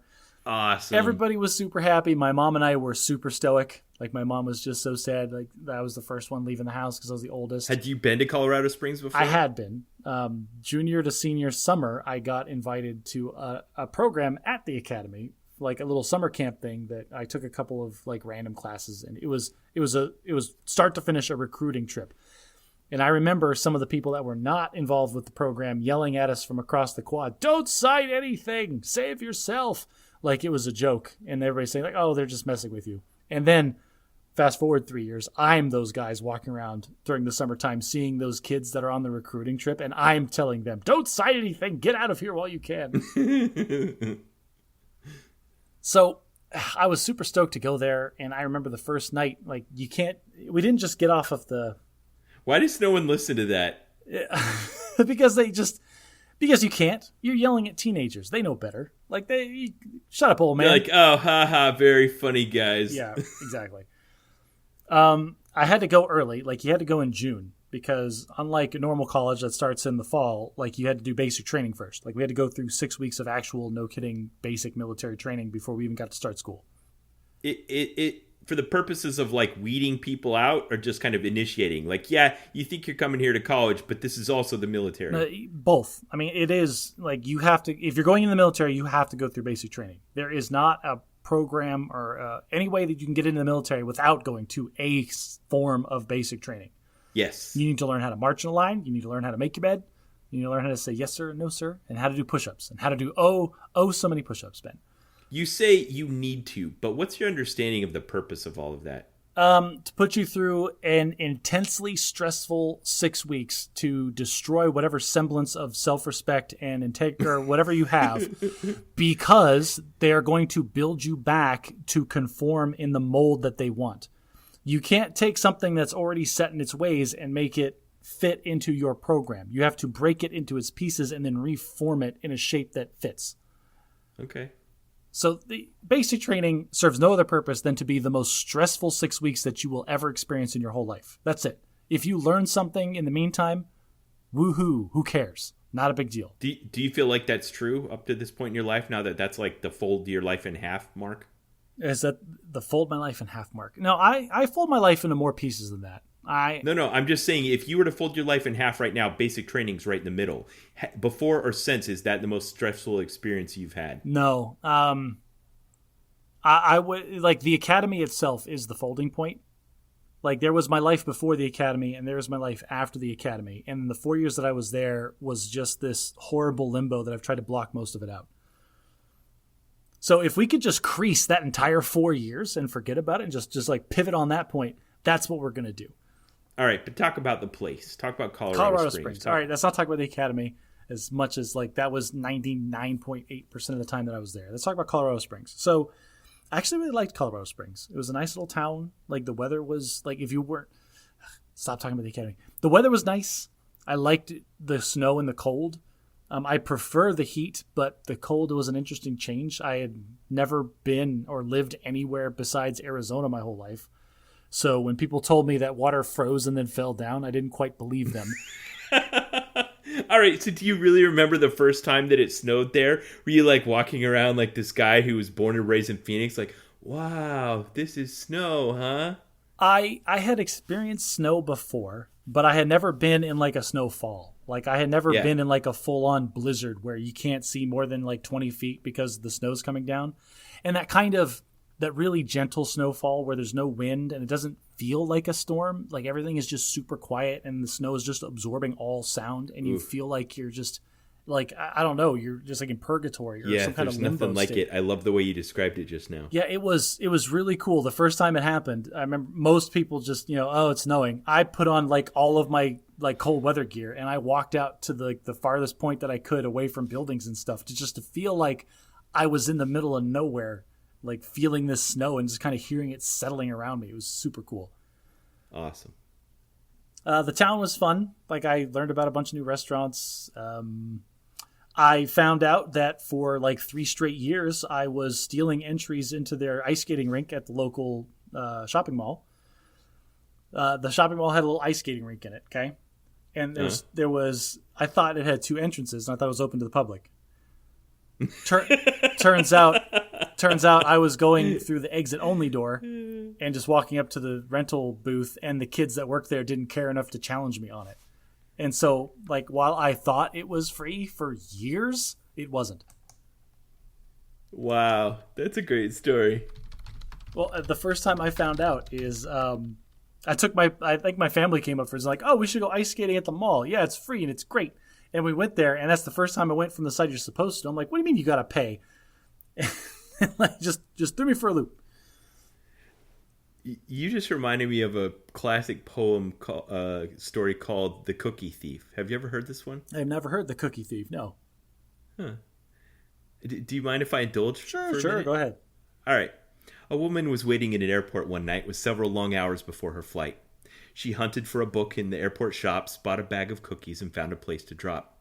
She was engrossed in her book, but happened to see that the man sitting behind her, as bold as could be, grabbed a cookie or two from the bag in between, which she tried to ignore to avoid a scene. So she munched the cookies and watched the clock as the gutsy cookie thief diminished her stock. She was getting more irritated as the minutes ticked by, thinking if I wasn't so nice, I would blacken his eye. With each cookie, she took one too. When only one was left, she wondered what would he do. With a smile on his face and a nervous laugh, he took the last cookie and broke it in half. He had offered her half as he ate the other. She snatched it from him and thought, oh, brother, this guy has some nerve and he's also rude. Why didn't he even show any gratitude? She had never known when she'd been so galled, and sighed with relief when her flight was called. She gathered her belongings and headed to the gate, refusing to look back at the thieving ingrate. She boarded the plane and sank in her seat, then sought her book, which was almost complete. As she reached in her baggage, she gasped with surprise. There was her bag of cookies in front of her eyes. She was eating his cookies. If mine are here, she moaned in despair, the others were his, and he tried to share. Too late to apologize, she realized with grief that she was the rude one, the ingrate, the thief. Oh, man. Ugh. That was you on the ice rink in Colorado. That's what made me think of that. That was, yeah. Yeah, that was me on the ice rink. Just stealing blatantly without realizing it. I'm so sorry, ice skating business in Colorado Springs. Well, I don't know if I ever went ice skating in Colorado Springs. Do they still hold that there? I have no idea. No idea. I have not been back since 2000. Actually, no, I don't know when. Because I did take a TDY to Colorado Springs for some... Yeah, pilot training. No, that was... oh, crap. You're right. I was there then, too. All right, so I have been back a couple of times. That's funny. You just reminded me of a time that we actually broke a bunch of laws and snuck onto a secure military installation we weren't supposed to. Area 51? No. You were in the raid? No, not Area 51. The academy. We went up to the academy after, in 2010 or something while we were in pilot training. And we're like, oh, we used to go here. And then, there was all these fences and gates everywhere because they've totally locked it down for security reasons.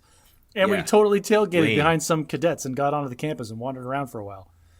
Yeah, they have such a crisis there because there's the football stadium and parents and families always want to come in and see stuff, but they still want to treat it like a military installation and secure everything and lock everything down. And you can't have it both ways, so it's just self-hatred. I had my own personal computer that I owned. I built with my bare hands and purchased all the components, and I had to plug it into the wall, into the DoD, Department of Defense network. And the only way to get onto the internet was to install their special network drivers that would pop up with the window. You are being monitored and you are not allowed to look at anything that's not appropriate. And you're going through the government firewall. And I'm like, why? I built this thing. Give me commercial internet. Yeah. I bet they have it now. They better not. They had better not. All right. So give it a star rating. So Colorado Springs? Yeah. So I've been there several times since. And I will say Colorado Springs is probably a 4 out of 5. The weather is lovely. The people are great. It has access to just so many fun, outdoor activities to do. The elevation is probably the only thing keeping it from 5 stars because it doesn't matter. You can be a world-class marathon runner. You go up one flight of steps and you're winded. Yeah, you get used to it after a while, but definitely that elevation is an issue. It's the highest military installation. Far, far above that of West Point or Annapolis. Yeah. I love how you rattled that off with the casual disdain of practiced casual disdain. That was one of our challenge responses as cadets, Ben. It's like, what's the elevation of the academy? That's why you had practiced casual disdain. 7,258 feet above sea level, sir. Far, far above that of West Point or Annapolis. Okay, so it was practiced. I love it. Great. So I'm going to rewind a little bit. When I was 8 years old, we were living in Idaho Falls, Idaho, and my parents had bought their first house at 595 Farnsworth. It was on the crook of the street, and it had a nice big backyard, and my parents were starting to improve and set down roots, and it looked like I was going to live out my life in southeastern Idaho. And then my sister was born with cystic fibrosis, almost died a couple of times, and put my parents into a great deal of medical debt. And my dad was looking for a job that provided the kind of medical insurance that would cover pre-existing conditions. There's only a handful of those in America. Right, one of which was the United States Air Force.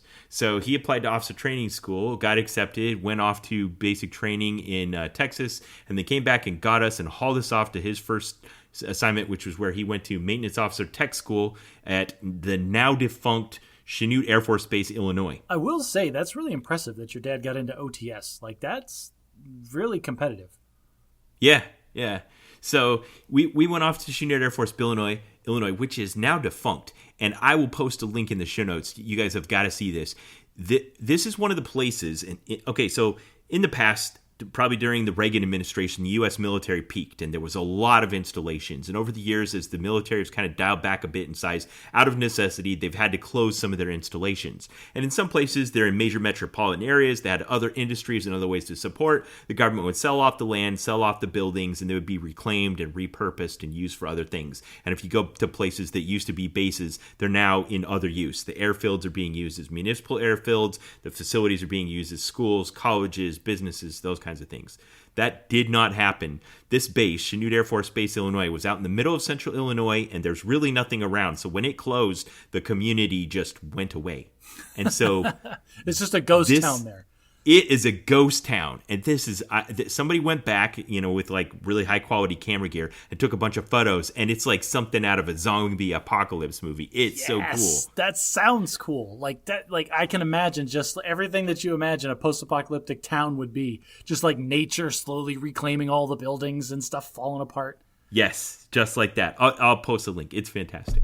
So my dad was there just for a little while. I was experiencing a lot of weird firsts while we were there. Like, I grew up in southeastern Idaho. Now all of a sudden we're like being moved around on government money. We moved into a TLF, and I had my first ever upstairs house, and it had cable TV, and I was watching He-Man and Transformers, and I was just living it up, man. This was the good life. Well, my whole family, we moved into our first house, which was in Gifford, Illinois, and my whole family caught chicken pox. So we got to this new house. There was this playground right across the street, and everybody got locked in their room for the first 4 weeks we were there. Wait, how old were you? I was 8 years old. And you never had chicken pox? No. You know what? I'm saying that. I don't think my kids have had chicken pox. Yeah, well, we give them the varicella vaccination now. It supposedly should prevent that. But I was 8 when I got it, and me and my siblings all got it. Anyway, we were only there for a while because, as you know, tech school's only 6 to 12 months. I can't remember how long we were actually there. And my dad got his first real assignment to Tinker Air Force Base, Oklahoma. So we moved there, and oh my gosh, what a godforsaken place that is. Just out in the middle of America, it's right in the spot where you get the terribleness of everything. It's too hot, it's too cold, it's too dry, it's too wet. There's all the poisonous plants and animals. All the water is stained by the red iron-filled dirt, so everything just makes your clothes and socks and underwear, red, like that sleeping bag that's behind you. And that's the first place ever I went to school. I don't know if you knew this about me, but I was homeschooled until 4th grade. That explains a lot about you, and I did not know that. So we went there, and this is where I was starting to grow up. I became 11, 12. I was taking dance lessons. I was a Boy Scout. I was doing all these things as I was starting to grow up. So I really remember a lot about Oklahoma, the friends I made, the things I lived there. I wouldn't recommend it. I wouldn't want to go back there. I'll give it 2 stars. 2 stars. How are you not from Oklahoma? You had all these formative experiences as an older lad. How is that not where you're from? So I lived there we were there for 4 years, I think. And it was the longest I'd lived in any one place up till that point in my life, even though we moved 3 times while we were there. So it kind of felt like home for a while. And then when my dad got his next assignment to Japan, and then they canceled his orders and we moved to Alaska, I showed up in Alaska and I had a southern Oklahoma accent and kind of had to put that phase of my life behind me. And now, if I can avoid it, I will never go back. Oh. Okay. And I need to give some stars to Illinois. I guess 3. That's fine. Illinois. Yeah, we were at Illinois. Chanute Air Force Base, Illinois. Got it. Yeah, okay. Now defunct. So then when I was 12, we moved to Alaska, which was my dad's final duty station before he got out of the Air Force. And that's where I went to middle school, finished high school. I got to say, Alaska's all the adventurous, cool things that you think. The great outdoors, moose, snow, mountains, all the cool things. I learned to ice skate and ski, had some great adventures in the story. I want to tell one. So in high school, I decided to join the diving team because all the high schools had indoor pools. And so I was on the diving team. I'd always enjoyed diving, or I thought I had when I was a kid at the city pool in Oklahoma. I was the worst, Josh. I had so many bad habits. It took most of a season just to unlearn all the terrible things. But one time, Josh, like that Toby Keith song, I ain't as good as I once was, but I'm as good once as I ever was. One time, I showed up to a meet against one of the worst schools in the area. All the varsity kids were sick, and me and one other JV kid were battling out for the top spot at a diving meet. Terrible dive after terrible dive, getting 3s and 4s on the judges' cards, and at the end, I came out victorious, and I won first place at a diving meet with a 5. With a 5. That's awesome. No, you see, that's the kind of thing that you'll always remember. You'll never forget. Yeah. Did you ever win a wrestling meet? Oh, Ben, I was actually a very, very good wrestler. Okay. Yeah, you said you went to states. I did go to state. I lost horribly at state, but I got second at regionals. Like I was my senior year. Let me say that my senior year of wrestling, I was very good. Freshman, sophomore, and junior year, I was like freshman and sophomore, I was terrible, but junior year I was okay, and senior year I dominated. Nice. What weight class were you in? Okay, so I was 215s, but I weighed like 192. What? Yeah, but like the next weight class doesn't make any sense. Well, no, weight classes are. No wonder you got your butt handed to you at states. Well, yeah, because that's the thing is, like the weight classes go down. For anybody that's listening, they go down to the next one. So 215s meant I weighed 215 or less. And like a guy weighing 130 pounds could wrestle the 215s if he wanted to.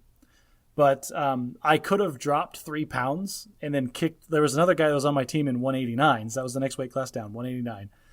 And I would have kicked him off immediately because I was way better than him. And I was way bigger and stronger and all that stuff. I remember I went on a diet, Ben. I'm glad you didn't do that, Josh. I had friends in high school that really did all the unhealthy things associated with wrestling because of that thing. I went on a diet for 3 hours. And I decided, you know what? I'm going to try. I'm at 192. I got to lose just 3 pounds, and I'll be so good, and I'll win everything. Did you just say 3 hours? And then I went home from wrestling practice, and we had dinner, and it was steak night. And I said, no steak for me. I'm on a diet. I'm going to lose 3 pounds. And I just had salad. And I ate the salad while everyone else ate these enormous, perfectly crisp T-bone steaks. And then we all left the room and sat down. We were watching TV as a family. And then my stomach rumbled audibly once. And I said, well, that's the end of that. And I got up and I went and got the T-bone steak that was for me that I didn't eat. Awesome. But I remember at state weighing in, there was guys like you're talking about. They had to strip completely naked and they were spitting in cups. They were not swallowing their spit to try to shed weight. Yeah, that's that's horrible. I weighed in with my shoes on in full sweats. And it was like, 208. And I'm like, yeah, whoo, don't have to take my shirt off. Okay, thanks, guys. Yeah, okay. Wow. Yeah, my best friend in high school, we had him over for Thanksgiving one year, and he was trying to make weight, and he didn't even eat Thanksgiving dinner. Like, Josh, lover of all things Thanksgiving dinner. Yeah, he committed a sacrilege. He is excommunicated from the Church of Thanksgiving. I got one more story to tell from Alaska. Okay. So while we were there, I was just a prime age for high adventure camping trips with the Boy Scout groups. And every summer I was there, we went on just a really grand one. So one year we went and hiked what was called the Resurrection Creek Pass Trail, something like that. I'll find a photo and stick it on the Facebook. It was called Resurrection Creek because the last 3 kids that died from it were successfully resuscitated. This was a 50-mile hike where you dropped you off at the trailhead and then you went 50 miles through the Alaskan wilderness and someone picked you up at the other end. And in between, there is no civilization. Were you an Eagle Scout? I've become one since. I wasn't at the time. Right, but I'm pretty sure. I thought that Eagle Scouts had to be airlifted into the middle of the Alaskan wilderness and told to construct a cabin. With a pocket knife. I thought that was the final test. No, that's SEER training, not Eagle Scouts. Same difference. We hiked in with everything we needed on our backs to survive for a week and go 50 miles. And we were 35-ish miles into this journey, and we'd camped for the night, and we'd undertaken a game of Capture the Flag. And we were in a field, and one of the boys fell down in the field and started crying out for help. And we all mistook it as a ploy in the game to gain a tactical advantage. Oh, dear. Oh, God.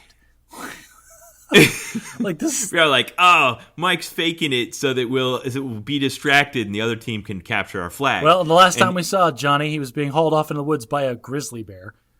Yeah, and he was really going for it. And so we finally stopped playing the game, and all kind of wandered over to where he was at, and his leg was like pointed off in the other direction from the rest of his body. Okay. And we were like, Mike, oh man, that looks bad. And he's like, oh my God, my leg, I can't, it hurts so bad. If only we had some kind of extensive training on how to deal with this situation. Yes. So I did that thing that I've done several times in my life where I looked to my left and I looked to my right, and I'm like, we're the ones that need to do this. Like, this is the thing we practice on Wednesday nights at the church.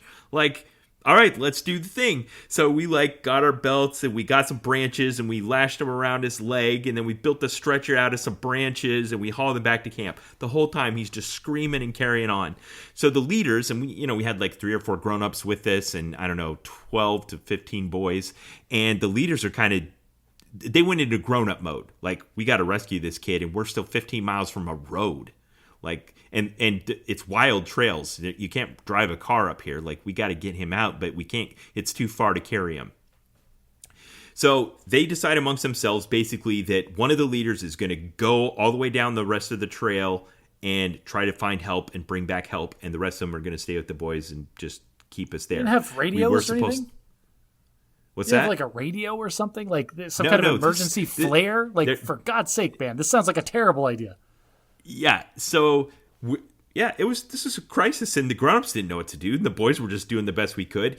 We doped him up with some ibuprofen, but he was still just constantly crying out in pain.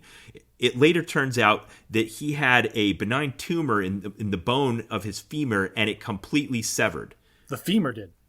His femur, the biggest bone in your body, just broke right in the center into 2 pieces. So it was like, now, we later come to find out that this is a life-threatening injury because one of the biggest arteries in your body is right next to that bone, and if the bone were to nick the artery, you would bleed to death. Yeah, like Black Hawk Down. Or no, not Black Hawk Down. Game of Thrones. This little thing in your leg, if anybody nicks it, ain't nobody knows how to unnick it. Right.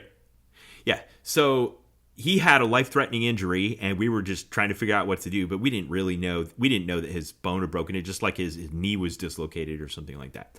So we hiked down to a nearby lake, and there was a cabin there on the lake, and there were people who would rent out the cabin, and they would arrive by float plane. Ah, yes. And we found out that their float plane was about to arrive, but the cabin was about 2 miles from our campsite over dangerous, uneven ground. So we told the people there what had happened, and we waited, and their pilot landed to take them out, and we told him that we needed to rescue a boy.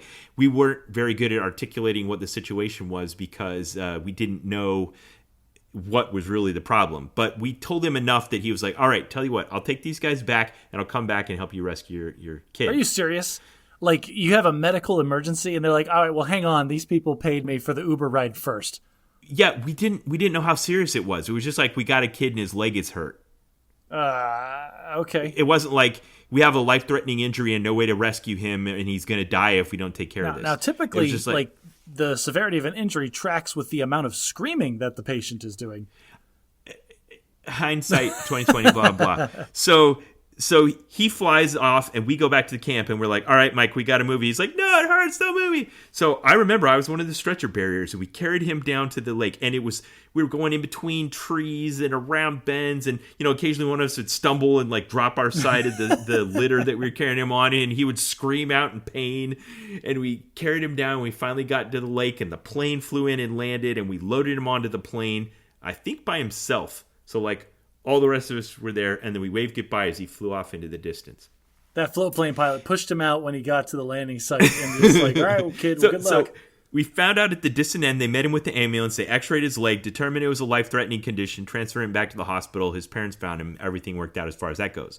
We got back to camp, and now we had one less leader and one less boy and all of their gear, and still 15 miles to go. Oh, whatever, you're Eagle Scouts, suck it up. Right, so we kind of we'd accidentally sent some of our pack frames with him as part of the stretcher. So we had like just this weird collection of gear and stuff, and we kind of all bundled it together and ignominiously hiked the last 15 miles of our hike. Oh, come on, you didn't make one of those drag sleds? Come on, Scouts. So we later found out that our leader who'd gone ahead had tried to come back on like a 4-wheeler, and they couldn't. The terrain was impassable by 4-wheeler. And then he tried to get a helicopter, and they wouldn't send a helicopter. Oh, my goodness. So Yeah, this is the kind of stuff that, looking back, like, no modern parent would ever sign off on this. Like, hang on, you're going to take a bunch of teenage boys into, like, the deep, like, the heart of darkness? So far that you won't even go there with a helicopter or a four-wheeler? Yeah. There's no way, man. No way. So we finally get out and we go back and we go see him in the hospital, and he has what was like an external steel brace that they drilled pins into the bone of his femur below and above the break so that it would line up while he was in healing, and then he was in the hospital. And we used to go visit him in the hospital and hang out with him and play Dr. Mario on his classic Nintendo. Oh, way to bring it back full circle. So that was my high adventure story. Knowing what I know now that I didn't know then, and that is our leaders should have submitted us to the Boy Scouts organization for valorous action in life-saving, and we would have all gotten a bunch of Boy Scout medals. What's but the stat? None of our leaders did that, and we never got them, and the statute of limitations is passed. I was just going to ask about statute of limitations. Buddy, you can put yourself in for that Boy Scout medal. Do you still have your uniform? Does it still fit? How many merit badges are on that sash? But that was my life-saving experience in Alaska wilderness. Anyway, despite the danger, it's a beautiful, wonderful place. I would have gone there if I could have been my military assignment. 5 stars, highly recommend. Oh, yeah, there was this one time we had to save a life going through the Alaskan wilderness. What did you do? I stuck into an ice skating rink using the wrong door. Man, like I'm feeling like a chump as the co-host on my podcast here. All right, so when I was 15 years old, my dad was ejected from the Air Force on, it was congressional budget cuts after the first Gulf War. Just, they cut 90% of his pay grade, and they were like, hey, we'll pay you a year's pay if you get out voluntarily, or you can wait and see if you're one of the 5% we keep around. It's your risk. So, he took it out, and we moved from Alaska to O'Fallon, Illinois, which was kind of a fateful location because I would later end up here 25 years later. So we moved there, and it was weird because we were only there for a year, but it feels like such a pivotal time in my life. I went on my first date. I got my driver's license. I won a triathlon. I got my first job. All these kinds of things. So that when we moved back here, I did my Eagle Scout project there. All these things. So when I moved back 25 years later, I still had friends. I knew people. It just felt like coming home again. So O'Fallon, Illinois is just about a half hour east of St. Louis, Missouri. Great location, right kind of in the middle of America. St. Louis has got that big enough to have like major sports teams, but small enough to never really be the big city. Its best days are behind it, I think. But I loved it. And then from there, we moved to Gilbert's, Illinois, up in the northern Illinois. That was kind of the dark age of our life. My dad was unemployed for a long time after he got out of the Air Force. He ended up taking a job making $800 a month to support 6 kids. It came with a farmhouse, and we lived on this horse farm, but we were on welfare. You know, like the local charity group supported us for Christmas. I had to get a job so that I could like help pay for groceries and stuff. It was bleak. Ooh. But then I got to my college years, and I went to Brigham Young University, and then I went and served a full-time mission for the church. And now we're about to the same period in our life. So go ahead with your next location. Good Lord, you had so much crap happen to you in the time that, like, oh, I grew up and then I went to college. Ugh. Like, why are we, like, you just talk. Just talk for the next hour. I'll come back later. Tell us all the cool stuff you did. I'll listen back to the podcast. Dude, so you graduated as an officer from the United States Air Force Academy with a congressional appointment, and then you went out to defend our nation. Like, that's freaking awesome. Yep, I defended our nation all right. My first duty assignment was Langley Air Force Base in Hampton, Virginia, and my first job was in the 1st Communications Squadron, and I was put in charge of the web development team. It was 4 dudes that were making websites, and I had to be put in my place almost immediately by the master sergeant that ran the shop. Isn't that the way, though? That is absolutely the way. A senior NCO with 15 to 18 years of experience puts some, college buck straight out of college in his place. I think you wrote a haiku. It was either you or the other guy that was the exec in that squadron. Wrote a haiku about second lieutenants. And I remember... Yes, it was me. It was you. I remember to this day. Second lieutenants, like a shiny new penny, not worth very much. Yes, very good. Totally remembered my haiku. Because I'm your friend. And it was hilarious Awesome. And completely appropriate.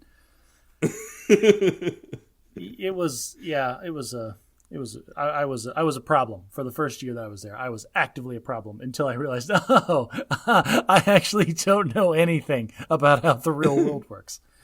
Yeah, you guys have a weird experience at the academy where every day you're talking to full bird colonels and lieutenant colonels, and you kind of get this distorted view of the rank structure and knowledge in the Air Force. They taught us how to be generals. They didn't do anything to teach us how to act, how the military actually works. How to be lieutenants. Like, the best advice that I ever got from a senior NCO when I got out as a lieutenant was go read enlisted force structure. And holy crap, that book fits in your pocket, and it has more wisdom in it than my entire education and military whatever at the academy had. Yeah, good book. Anyway, so Hampton, Virginia. I have a very soft spot in my heart for Hampton, Virginia, because this is where, like, I fell deep into magic. Like, I went to ASBC, Air and Space Basic Course, after I had... This was when they had ridiculous, like, long queues for people to go to this. This is where you're supposed to go to learn how to do your job. Yeah, this is an interesting thing. I wouldn't say that at all. I would say Air and Space Basic Course was the Air Force attempt to mimic something the Army and the Navy were already doing, where you have your junior company grade officers that you want to be specialists in their specific areas, but you also want them to just generally have officership. And this is their attempt to bring everybody together and get some professional military education that isn't focused on your technical specialty, but more focused on officership. I didn't get that at all. I worked in the 1st Communications Squadron for 18 months, a year and a half, and I had been to every shop in that building and learned how the actual crap got done, where the rubber meets the road. And then they sent me to a classroom for 6 weeks where they were teaching me, like, how the radar works. I'm like, this is how the land mobile radio shop in your squadron will work. And I'm just sitting in the back, the salty old guy going, no, it doesn't. That's not how any of this works. You were off to a good start. That was an auspicious beginning. You were going places. I don't know if you're aware of this, Ben, and or our listeners. I have a deep cynicism running through me from my life experiences. I don't think our listeners have picked up on that. As an older officer in the Air Force, people would look at me with a weird look and go, you went to the academy? Because I didn't fit that mold in their mind, and that was one of the best compliments that they could give me. But you actually make sense. Like, people thought I was prior enlisted at some point. Anyway, doesn't matter. Hampton, Virginia. Man, Did you get out much? Did you see the history and the sights? I wanted to talk about magic, but you're probably right. I should talk about the location. Yeah. No. Yes, but no. You didn't go to, like, Jamestown or the Yorktown battlefield or Fort Monroe? No, I didn't do any of that. No. All right, you did go to the comic book store. Go ahead and talk about that. I went to the comic book store a whole lot. All right, Ben, I'm a hardcore introvert, man. Like, and here's the other thing. Phoenix is built on a grid. I grew up my entire life in a city that's built on a perfect grid. I don't know if you remember what Hampton, Virginia was like, but it was not a grid. Let me make another contrast. You grew up in a town that was a young town in the state that's like 49th state to join the Union. 48th, the last continental United States. Right, and then you move to Virginia, which is like where the Pilgrims landed. You know, it's like... Well, they should have laid out their roads better. I don't know what you want me to say here. I know. I'm just contrasting the hit. You had the mindset of someone from Phoenix, and then you went to some place like Virginia, and you didn't understand the history and the context of the place. What drove me nuts forever, like, you can drive around Phoenix and you can see where you're going for an hour before you get there because there are no trees here. In Virginia, there were trees and green leafy crap growing everywhere.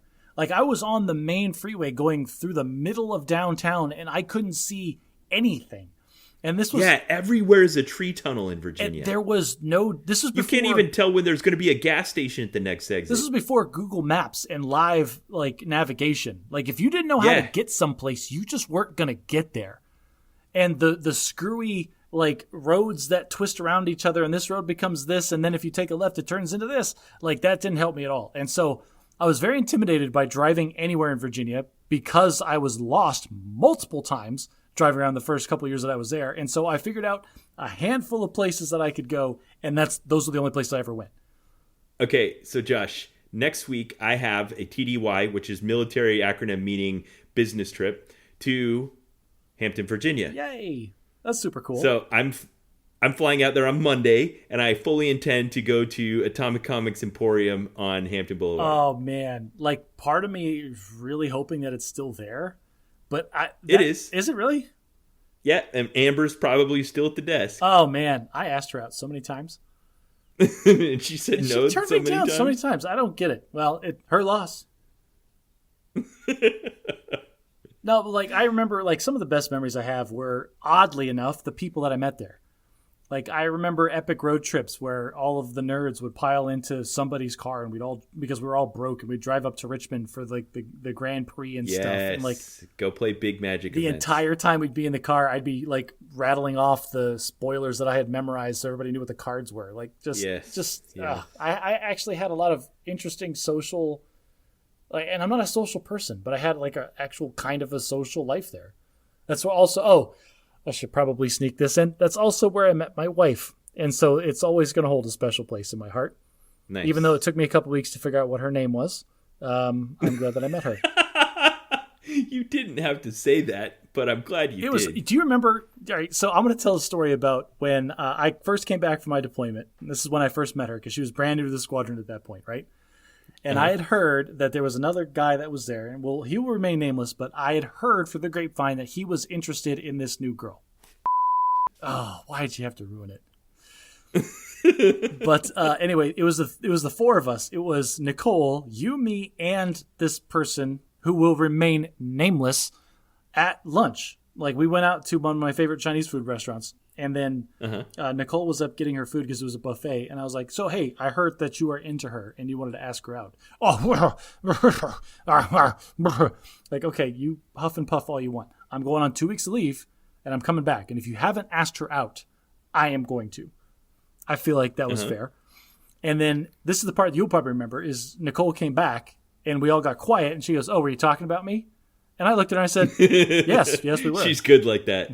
She would say that, and I'm also the guy that always cuts right to the heart of things. Yes, and I'm also the guy that would tell the truth regardless of the consequences. And I told her, yeah, we were talking about you. And then I got up to get more food. I don't know what happened after that. Yeah. But I came back after the 2 weeks, and I found him first. I went straight to him. I'm like, hey, did you ask out the girl, Sarah? Did you ask Sarah out? And he goes, Sarah? I'm like, yeah, the girl in the orderly room. Nicole? Yes, Nicole. Did you ask Nicole out? No? Okay, I'm going to. Bye. And I turned around and I walked straight to her office. Wow. Nice. And we're a man who knows what he wants. And here we are. How many years is this later? And the rest is history. We are, is this 12 years? How long has it been? When did I meet Nicole? 2008? 2009. It had to be 2009. So that would be 13, 14 years, something like that. Something like that. Happily married, 2 kids, 1.5 cars, the American dream. That's great. Yeah. So give Hampton, Virginia a star rating. Oh, goodness gracious. Did you like living someplace green and lush and vegetated and life? So it was a double-edged sword. I really liked it. And you know what? All right. I'm going to give it a 4. I was waffling between a 3 and a 4 because of the scenery until I remembered one day. There was one day Nicole and I in the fall, we went to Sandy Bottom Park, which was not far from our apartment. I don't know if you remember that place. This is great. This is and perfect. It was in the fall, and some of the trees were still green, and some of them were like that fire orange red color that everybody likes to see. And we just spent like hours walking around and took pictures. And I have several of those pictures hanging up in this room. And that memory, just that day alone, brings the entire state up to a 4-star for me. That's awesome. All right. I'll go back to that time period because I also ended up in Hampton, Virginia for my first assignment slightly before you did, even though you'd been in the Air Force longer than me because of the weird time where you're at the academy and you're not yet in the Air Force, but you're in the Air Force. Wait a minute. Wait, hang on. Now I'm confused. I never outranked you, did I? No. Okay, I didn't think so. No, you didn't. So I'm skipping over my mission. If you want to hear the story of my mission, go back to episode 17. I went to the Oregon-Portland mission.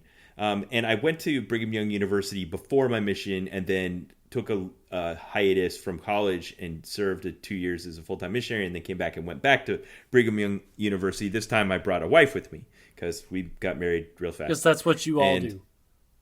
Yeah. So I was there from 1998 to 2002. My college experience was so different from you, I can't even explain it. I was married. We lived in married student housing. Yeah. By the time we left, I had 2 kids, one of which was attending class with me. It was like that.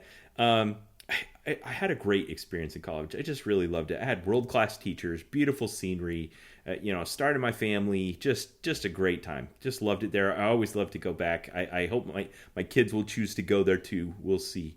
5 stars, Provo, Utah. Great place. So after that, I was looking for what I want to do with my life. I kind of flirted with the Air Force, but after I got back and started a family, they told me you can come on an ROTC scholarship to get into the Air Force, but you can't hold a full-time job. That's not allowed. We'll give you a scholarship, but you can't hold a job. I'm like, well, I can't support my family like that. And they're like, well, too bad. So I said, well, get bent, and I left. So after I graduated, I was still thinking about potentially going in the military, but you can't just go in off the street. Like my dad did back in the 80s. They don't like that.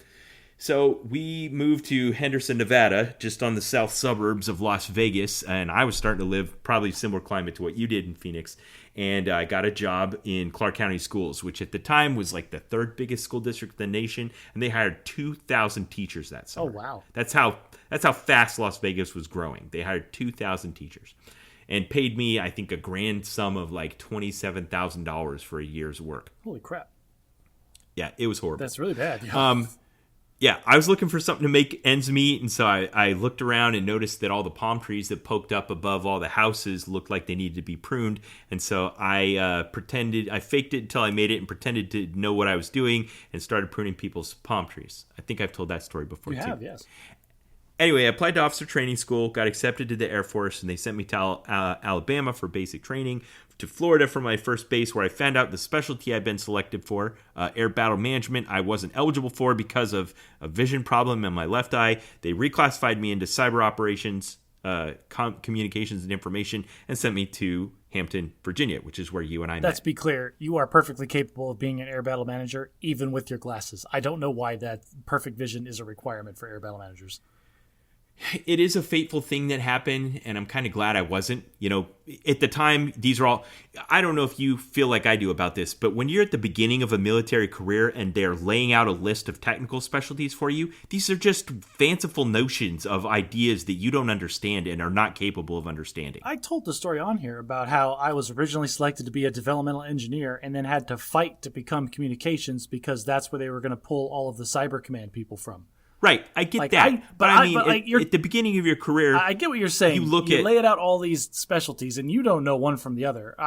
Right. You don't know what that's going to mean for your life. Yeah. You don't know what that's going to mean for your ops tempo. You don't know what that's going to mean for how frequently you're going to deploy, how much danger you're going to be in, what the training is like, what the demands on your time are. You don't know any of that. It's just a list of jobs on a piece of paper. Well, you got a better one than air battle manager. Yes, that was the point I wanted to make. I didn't know enough, nor could I have known enough to know that I got off well, but I was better off. So while you and I were both in Virginia, I think we both did deployments. You went to Afghanistan. I went to Qatar. Not 1 star. Would not recommend. Do not go there. Afghanistan, I swear, Ben, I spent 48 straight hours traveling, and I got off the helicopter, and it looked exactly like the suburb that I grew up in, where I was afraid of tremors. You're like, oh, yeah. This is the Asia version of Phoenix. I'll give it 2 stars. It was fine. I didn't get shot at very much. Okay, I'll agree with that. I'll give Afghanistan 2 stars, and that includes the rocket attacks that we took every week. It was better than Qatar, even though I was getting shot at. I got to blow a bunch of stuff up, so yeah, 2 stars. Yeah. And I've been back to the Middle East several times. So after I left Langley, I went to Colorado, and you went to... Where did you go next? Clovis, New Mexico. New Mexico. Oh, boy. The best base in the Air Force. Because at this time, I was feeling really salty and realizing that I was very dissatisfied with my work. And I mistook it as like, oh, maybe I'm just dissatisfied with being a communications officer. Spoilers, Ben, I was dissatisfied with being in the United States military. but I didn't figure that out until several years later. And so I thought, well, hey, here is this super elite exclusive program that only a handful of people are going to get selected for. What are the odds that I get picked for it? Well, Ben, I don't know. I may have mentioned this in the podcast too, but it turns out I'm pretty awesome at stuff. And so I did get selected for this program. And I got to be one of this highly competitive program where they were probably only taking like the top 10% of people. You got picked. Of course you did. Our class of people had 10 or 12 total. And that was what they picked across the Air Force to be a part of this. They called us the beta program. They were testing. Right. And there was like 120 applicants and you were one of 12. Something like that. Yes. And you probably know better than me because I didn't see the other side of the paperwork. Yeah. Anywho, so yeah, I got picked for that program. I went to training in Las Vegas and then also in San Antonio because that's where all the training gets done. And Pueblo. You're right. I was in Pueblo, New Mexico, and that was also terrible. Pueblo, Colorado. What did I say?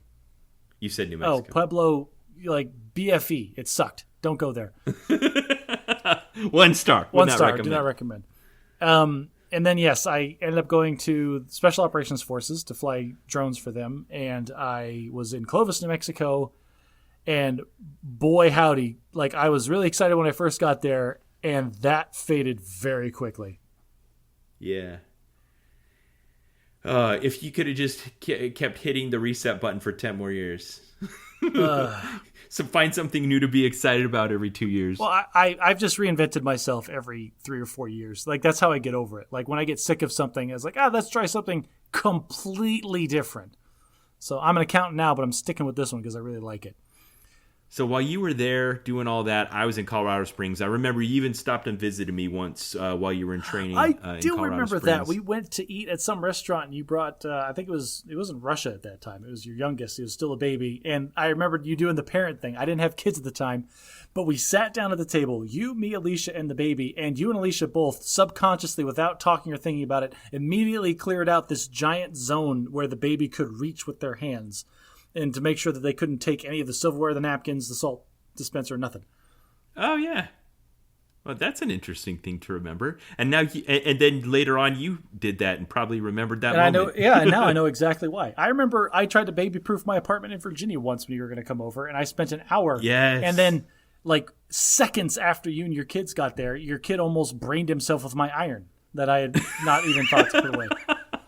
That's a great story. Yeah, now, like, pre-parent and post-parent, like, you can baby-proof a room in seconds.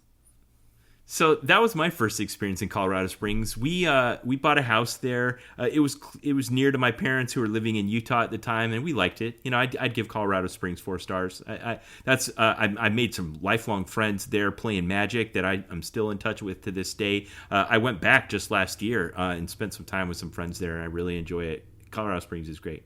After that, I got an assignment to Italy. I've talked a lot about it on this podcast. It was wonderful, but kind of hard. I'll talk about Italy in depth at some other time. But there's one more place I want to focus on, and then I'll wrap it up. Episode 9, the Italian. And that is. Sorry, I had to get that in there. I took a exchange tour with the UK military, the United Kingdom military, as an officer serving at their Information Systems and Services headquarters in Corsham in Wiltshire, in the ceremonial county of Wiltshire in England. And man, did we have a great time in England. Oh my gosh, I loved it. I loved it so much. I loved our house. I loved our neighbors. I loved the job. I loved the people. I loved the work I had to do. That was the golden age of my Air Force career. I made some lifelong friends. I had some fantastic experiences. I grew. I learned. I just can't say enough good things about it. 5 stars. Highly recommended. I want to give one thing. People, if you're thinking about going on vacation to England, you're going to think of all the normal places. Add to your list Bath in the West Country in the ceremonial county of Somerset. It's in the Avon River Valley. It was the peak of civilization in like the Victorian era. Jane Austen used to write about it in her novels. It is fantastic. I never had a bad experience in that town. I can't rave about it enough. It is so awesome. There's a pub in the town called the Leaky Barrel. And if you go there on any given evening, you go into the back booth. There's a man there named One-Eyed Pete. And if you buy him a couple of drinks, he will guide you down to the secret tunnels underneath Bath into like the fake town that they created during World War II. Close.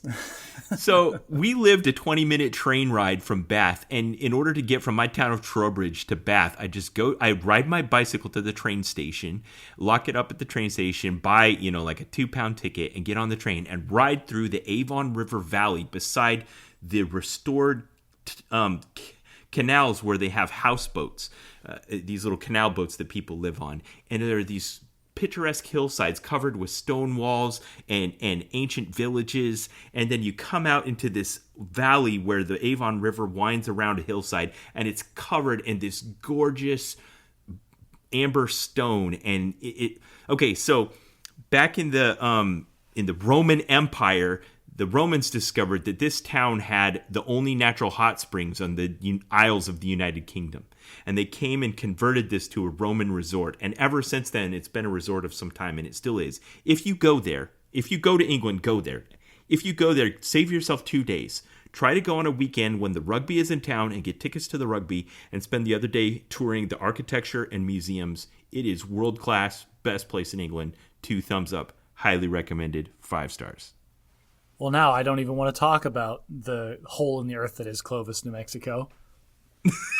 Talking up this luxurious ancient Roman paradise getaway. It's like, oh, well, I was on a tiny town between New Mexico and Texas that smelled like cows. And did all the cotton bolls blow through town? Oh, tumbleweeds? Yeah, we got tumbleweeds. There's a couple of moth infestations where there was literally piles of moths that we had to sweep up. That was the closest. Well, you also bought your first house. I bought my first house there. That was also a nightmare that haunted me for half a decade. That was the closest I have ever come to pooping my pants as a grown man, was in Clovis, New Mexico.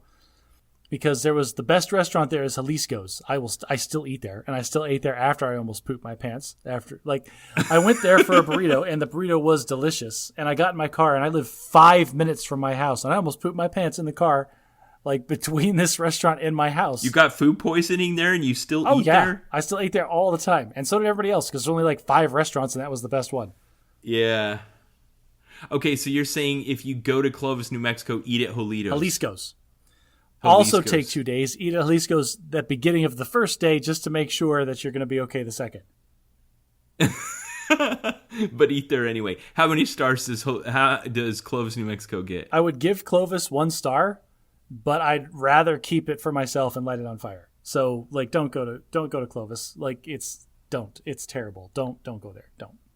Okay, and then from Clovis, you got out of the Air Force and moved to Phoenix, and you've been there ever since. Yes, Phoenix is a little different as an adult. I like it much better now on the suburbs as an adult in Phoenix. Uh-huh. It's just better. Phoenix is really nice living in the suburbs because there's everything in this town. It takes 2 hours to drive to the far side of it, but I can drive for 45 minutes and do anything that you can think of. Yeah. I would agree with that. You've got pro sports teams, you've got reservoirs, you got outdoor adventures, you got everything indoors you could imagine, everything a big city has to offer, and then not too far from some pretty cool wilderness too. Before you also jump onto the social media sites, yes, I'm aware you probably can't drive 45 minutes and go snowboarding or skiing. That's probably the one thing that we can't do here in Phoenix, Arizona. Yeah. So then in that meantime, we came back from England. We moved back to Illinois, which is where I'd lived 25 years before. So I had some old friends and stuff. Scott Air Force Base, Illinois. I lived in about a mile away from where I'd lived 25 years before in O'Fallon, Illinois. Great place. Highly recommended. And then we moved here to Louisiana, which is where I am now.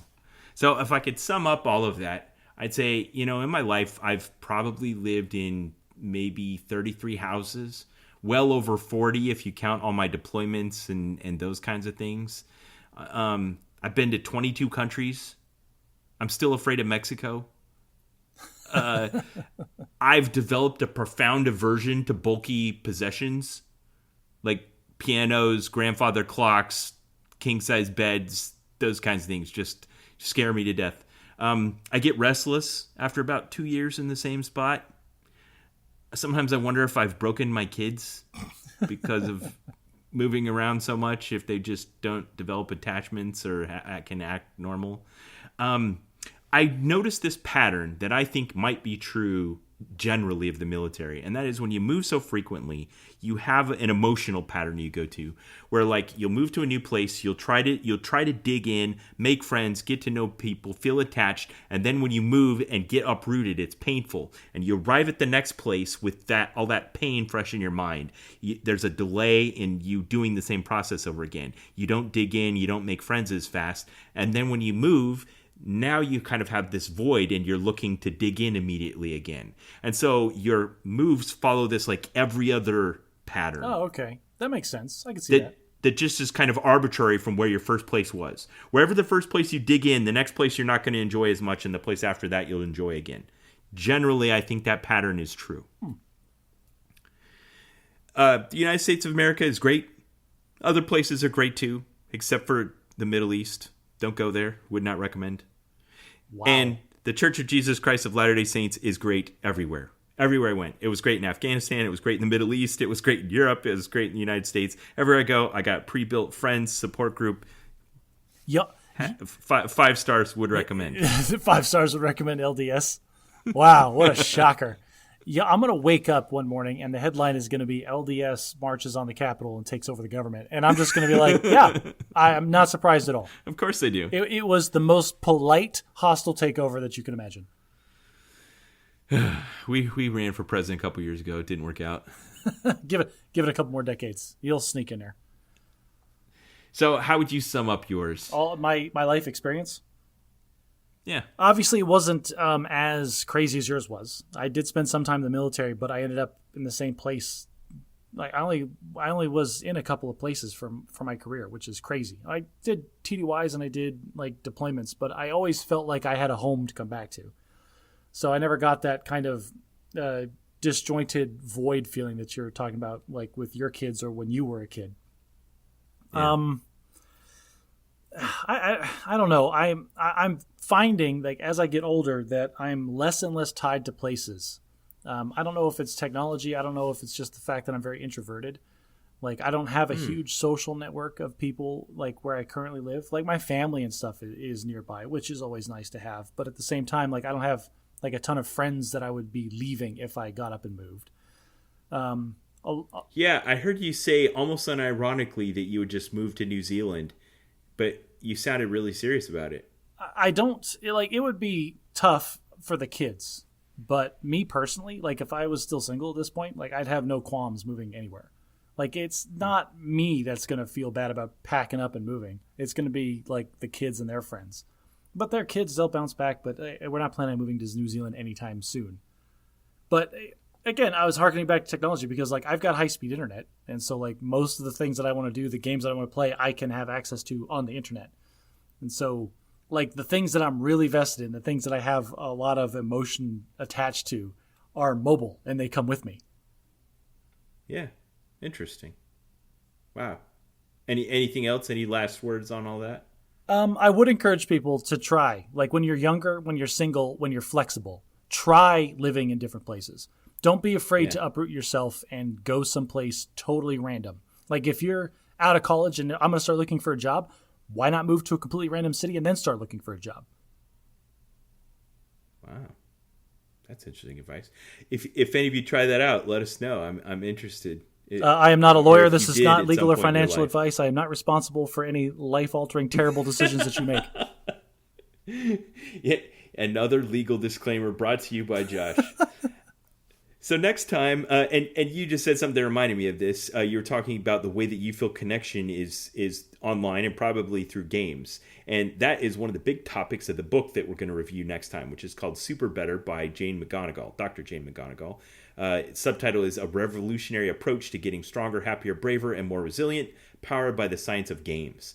So she has a doctorate in studying games and the impact they have on your life. And she talks about just what Josh talked about how games help you develop connections to people that kind of transcend location or place. So we'll talk about that next time. If you heard something that we talked about today, you want to share places you've been, things that you go, maybe you have a question for us about one of the places we've been, happy to answer them for you. You can go on our subreddit or you can go on our Facebook page, chime in on the discussion, and happy to engage with you. If you like what we do, share us with a friend. If you like us, maybe your friends will like us too. if you really want to show us some love, consider taking your phone out of your pocket right now and giving us a good review on the podcast player of your choice. It is crazy the visibility we can get from that. And if you want Ben to show me up with all of his life stories from now until the end of time, consider becoming a patron on our Patreon page. And thank you to those of you that have already. We really appreciate our patrons and the support that they give us and help cover like our server hosting costs and a couple other minor things that we do. So thank you for supporting the podcast. Yeah, like this isn't free. Like whenever we say like, oh, sponsor the podcast, it's turned into a running joke. Like I'm still saying it genuinely. I want all of these people to sponsor the podcast. That would be great. Yeah. So thank you to those of you that do or have at any point in the past. Very much appreciated. And until next time, try to be a little less bad and magic.